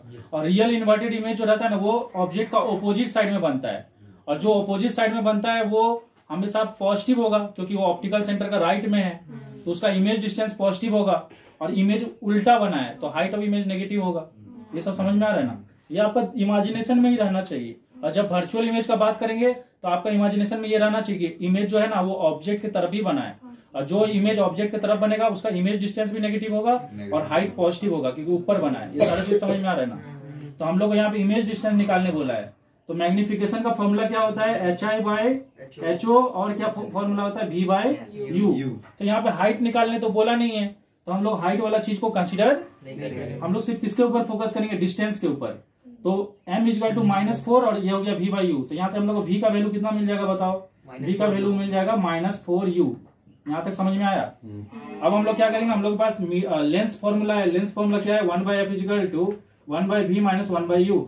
इसमें सारा वैल्यू पुट कर देंगे, ये हो जाएगा 1/20, v का वैल्यू हो जाएगा -4u और ये हो गया -1/u। अब यहाँ का जो माइनस साइन है ना वो ऊपर चले जाएगा, तो ये हो जाएगा -4u -4u और इधर बच गया 1/20। अब इसको हम लोग एलसीएम ले लेंगे 4u को, ओके 4u को हम लोग क्या ले लेंगे एलसीएम। तो यहाँ पे तो -1 ही आएगा और यहाँ पे u कितना जा 4u 4 जा, तो यहाँ 4 आ जाएगा, ये हो जाएगा -5/4u और ये हो गया 1/20। अब हम लोग u को इस साइड ले आएंगे, इस साइड, और ये हो जाएगा -5/4 × 20। तो 5 जा हो जाएगा, ये हो जाएगा -25 सेंटीमीटर। तो ऑब्जेक्ट डिस्टेंस कितना हो गया, -25 सेंटीमीटर। और हम लोग जानते हैं ऑब्जेक्ट हमेशा लेंस का लेफ्ट साइड में रहता है, तो उस हिसाब से नेगेटिव आंसर आया, मतलब सही है डिस्टेंस। अब हम लोग को इमेज डिस्टेंस निकालना है, इसका वैल्यू को इसमें डाल देंगे, ये हो जाएगा -4 × -25, क्योंकि u का वैल्यू तो -25 है ना, तो ये हो जाएगा माइनस प्लस हो जाएगा 100 सेंटीमीटर। और क्योंकि पॉजिटिव वैल्यू आया है इससे क्लियर पता चल रहा है कि रियल इमेज है ना, और रियल इमेज हमेशा किस साइड बनता है, लेंस का इस साइड में बनता है, ऑब्जेक्ट का ऑपोजिट साइड में। अरे समझ रहे हो कि नहीं, ये बेसिक नियम याद रखो। रियल इन्वर्टेड इमेज जो बनेगा ना वो हमेशा ऐसे बनेगा, ऑब्जेक्ट का ऑपोजिट, और वर्चुअल इमेज जो भी बनेगा वो हमेशा ऑब्जेक्ट की तरफ ही बनेगा। समझ में आ रहा है ना, इसका डिस्टेंस भी नेगेटिव हो जाएगा और हाइट पॉजिटिव हो जाएगा, इसका डिस्टेंस पॉजिटिव होगा, हाइट नेगेटिव होगा। याद रखना बहुत आसान है। बाकी कन्वेक्स का फोकल लेंथ पॉजिटिव होता है और कनकेव का फोकल लेंथ जो होता है वो नेगेटिव होता है। अरे समझ रहे हो कि नहीं समझ। देखो यहाँ पे एक और क्वेश्चन दिया है जिसमें लिख दिया है कि focal length of convex lens, मतलब क्लियर कर दे दिया कि कन्वेक्स लेंस है और कन्वेक्स लेंस का जो फोकल लेंथ होता है वो पॉजिटिव होता है। ओके, तो यहाँ पे कन्वेक्स लेंस का फोकल लेंथ कितना दे दिया, 25 सेंटीमीटर दे दिया। और आपको क्या निकालने बोला है, इसका पावर निकालने बोला है। तो पावर का फॉर्मूला क्या होता है, 1/फोकल लेंथ, ठीक है। लेकिन फोकल लेंथ का जो वैल्यू यहाँ पे पुट करोगे वो SI यूनिट में पुट करोगे। ये किसमें दिया हुआ है, CGS यूनिट में। तो अगर आप CGS वाला वैल्यू पुट करके आंसर निकालोगे तो आपका रॉन्ग आंसर आएगा। तो ऐसा गलती से भी मत करना, इसको SI यूनिट में कन्वर्ट करना। तो ये हो जाएगा 25/100 मीटर में लाना है इसको। तो ये हो जाएगा 1/f, मतलब इसका रेसिप्रोकल हो जाएगा, कितना हो जाएगा 100/25 हो जाएगा ना, और कितना से कट जाएगा 25 4 जा। तो 4 या तो हम लिख सकते हैं 4 डायोप्टर, क्योंकि पावर का यूनिट डायोप्टर होता है लेंस केस में, या हम इसको ऐसे भी लिख सकते हैं 4, और क्या लिख सकते हैं 4 मीटर इनवर्स, क्योंकि मीटर इनवर्स का मतलब ही डायोप्टर होता है। ये आपको समझ में आया। देखो अभी हम लोग क्या करने वाले हैं, 2 अलग अलग लेंस लेने वाले हैं और दोनों को कॉम्बाइन कर देंगे, और जो रिजल्टेंट लेंस होगा ना उसका क्या निकालेंगे, पावर भी और फोकल लेंथ। तो सोच लो आपको 2 लेंस दे दिया है, एक लेंस दे दिया है L1 और एक लेंस दे दिया है L2। इसका फोकल लेंथ दे दिया है -15 सेंटीमीटर और इसका फोकल लेंथ दे दिया है +20 सेंटीमीटर। तो इससे आपको क्लियर समझ में आ रहा होगा कि ये वाला लेंस जो है वो कनकेव है और ये वाला जो लेंस है वो कन्वेक्स है। समझ में आया? अब हम लोग क्या करने वाले हैं, इसको F1 ले लेते हैं, इसको F2 ले लेते हैं। अब इन दोनों लेंस को हम लोग को क्या करना है, कॉम्बाइन करके एक नया लेंस बनाना है, ठीक है। और फिर उस लेंस का पावर और फोकल लेंथ निकालना है। तो याद रखना, आपको जब भी बोलेगा ना 2 लेंस को कॉम्बाइन करो और उसका फोकल लेंथ निकालो, तो आप उसका फोकल लेंथ को ऐड नहीं कर सकते, फोकल लेंथ ऐड नहीं हो सकता। पर उस दोनों लेंस का क्या ऐड हो सकता है, पावर ऐड हो सकता है। तो पहला चीज क्या करना पड़ेगा, आपको दोनों लेंस का क्या निकालना पड़ेगा, पावर। जब भी लेंस को कॉम्बाइन करने बोलेगा ना, तो आप दोनों लेंस का क्या निकालोगे, सबसे पहले पावर। तो इसका पावर निकालेंगे P1, तो इसको पहले हम लोग को P1 निकालेंगे, क्या हो जाएगा 1/F1। तो ये हो जाएगा 1/15/-15/100। इसको मीटर में लाना पड़ेगा, सेंटीमीटर में नहीं करना है। तो ये हो जाएगा -100/15 डायोप्टर। ये पहला लेंस का आ गया पावर। दूसरा लेंस का पावर कितना आ जाएगा 1/F2, मतलब 1/20/100। आपको मीटर में कन्वर्ट कर लेना है। तो ये हो जाएगा 100/20, तो ये हो जाएगा 5 डायोप्टर प्लस 5 डायोप्टर। यहाँ तक समझ में आ गया? उसके बाद हम लोग क्या करना है, इन दोनों लेंस को कंबाइन करना है। तो फोकल लेंथ तो ऐड नहीं हो सकता था, पर पावर ऐड हो सकता है। तो जो नया लेंस बनेगा ना, न्यू लेंस का पावर कितना हो जाएगा, न्यू लेंस का पावर हो जाएगा P1 प्लस P2। तो P1 का वैल्यू कितना है -100/15 और P2 का कितना है 5 है। तो ये एलसीएम ले लेंगे 15, ये हो जाएगा 100, ये हो जाएगा 75। तो ये हो जाएगा -25/15, 5 5 जा 5 3 जा, तो ये आ गया आपका -5/3 डायोप्टर। ये किसका पावर आ गया, न्यू लेंस का पावर। लेकिन आपको सिर्फ इतना ही नहीं पूछा, आपको बोला नया लेंस का क्या निकालने के लिए, फोकल लेंथ। तो नया लेंस का फोकल लेंथ कैसे निकलेगा, 1/पावर, क्योंकि पावर जब 1/फोकल लेंथ है तो फोकल लेंथ क्या हो जाएगा 1/पावर। तो 1/पावर हो जाएगा 1/, इसका आंसर भी माइनस में आया ना, तो -5/3। तो ये हो जाएगा -3/5, ठीक है। लेकिन ये किस में आएगा, मीटर में आएगा। अरे ये तो पावर से निकाले हो ना, और पावर से जो भी आंसर निकलेगा वो किस में आएगा, मीटर में आएगा। तो आपको उसको सेंटीमीटर में कन्वर्ट करना पड़ेगा। -3/5 × 100, तो ये हो जाएगा 520 जा, ये हो जाएगा आपका -60 सेंटीमीटर। मतलब जो रिजल्टेंट लेंस बना है ना इन दोनों को कंबाइन करने से, वो भी कनकेव ही बना है। अरे समझ में आया कि नहीं? देखो मायोपिया जो है ना, मायोपिया एक ऐसा डिजीज है जिसमें जो पर्सन मायोपिया से सफर करता है ना, उसको सामने का चीज तो दिखाई देता है क्लियरली, पर दूर का चीज क्लियरली दिखाई नहीं देता है। इसका कारण क्या है कि लेंस का जो कर्वेचर है ना, जो हमारे आंख के अंदर भी एक बाई कन्वेक्स लेंस होता है, और वो ग्लास से बना हुआ नहीं रहता है, वो सेल से बना हुआ रहता है। तो वो लेंस का ना कर्वेचर बढ़ जाता है। और आप लोगों को पता है कि लेंस का अगर थिकनेस बढ़ जाएगा तो उसका फोकल लेंथ कम हो जाता है, और जो लेंस जितना पतला होता है उसका फोकल लेंथ उतना ज्यादा होता है। तो लेंस का कर्वेचर बढ़ जाने से क्या होता है, उसका फोकल लेंथ कम हो जाता है। तो जो लाइट को रेटिना पे फोकस करना चाहिए ना, क्योंकि रेटिना एक स्क्रीन है, वहां पे क्या होता है, नर्व सेल होता है। तो आपका इमेज अगर वहां फॉर्मेशन होगा तभी आपका ब्रेन उसको देख पाएगा, मतलब उस इमेज को देख पाएगा। लेकिन इमेज क्या हो रहा है ना, इसका कर्वेचर बढ़ने के कारण फोकल लेंथ कम हो जा रहा है। तो जो लाइट को रेटिना पे मीट करना चाहिए था आफ्टर रिफ्रैक्शन, वो लाइट कहाँ पे मीट करता है, रेटिना से पहले ही मीट कर जाता है। और जब इमेज रेटिना पे नहीं बनेगा, जब इमेज अगर रेटिना पे नहीं बनेगा तो आप इमेज को नहीं देख पाओगे, क्योंकि जो भी लाइट इन्फिनिटी से मतलब दूर से आ रहा है, दूर का चीज ये नहीं देख पा रहा है ना, दूर का चीज नहीं देख पा रहा है, मतलब लाइट कहाँ से आ रहा है, इन्फिनिटी से आ रहा है। दूर का चीज मतलब इन्फिनिटी, अरे इन्फिनिटी से लाइट कैसे आता है, पैरेलल आता है। तो इसका इलाज क्या है, आपको क्या यूज करना पड़ेगा, बाई कनकेव लेंस यूज करना पड़ेगा। ये क्या करता है ना, लाइट को ज्यादा एंगल में डाइवर्ज करता है, ताकि लाइट ना इसका थिकर पार्ट से नहीं जाके कहां से जाए, इसका थिनर पार्ट से जाए, क्योंकि एजेस पे क्या है, थिन है ना। तो वहां पे अगर लाइट टकराएगा तो ये ज्यादा लंबा मतलब ये ज्यादा दूर तक फोकस हो पाएगा। इसलिए इसमें जो भी लाइट पैरेलल जा रहा है ना, ये इसको ज्यादा एंगल में डाइवर्ज कर रहा है, ताकि ये जब यहाँ गिरेगा ना थिनर पार्ट में, तो ये ज्यादा दूर में जाके मीट करेगा। मतलब कहां पे जाके मीट करेगा, रेटिना में। तो फिर से इसको दूर का चीज क्या होगा, दिखाई देने लगेगा। समझ में आया? तो मायोपिया का इलाज क्या है, बाई कनकेव लेंस। हाइपरमेट्रोपिया जो है ना, इसमें क्या होता है, एक पर्सन ना दूर का चीज को तो देख पाता है पर पास का चीज को नहीं देख पाता है। तो क्या होता है, इसमें लेंस का जो थिकनेस है ना, लेंस कुछ ज्यादा ही थिन हो जाता है, लेंस बिकम थिन, कुछ ज्यादा ही पतला हो जाता है। हाँ, तो ज्यादा ही पतला होने से क्या होता है, इसका फोकल लेंथ कुछ ज्यादा ही बढ़ जाता है।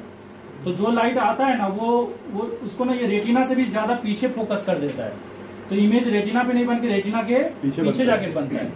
तो इसका इलाज क्या है, आपको यहाँ पे कौन सा लेंस यूज करना पड़ेगा, बाई कन्वेक्स लेंस यूज करना पड़ेगा, क्योंकि बाई कन्वेक्स लेंस जो है ना वो कन्वर्जिंग लेंस है।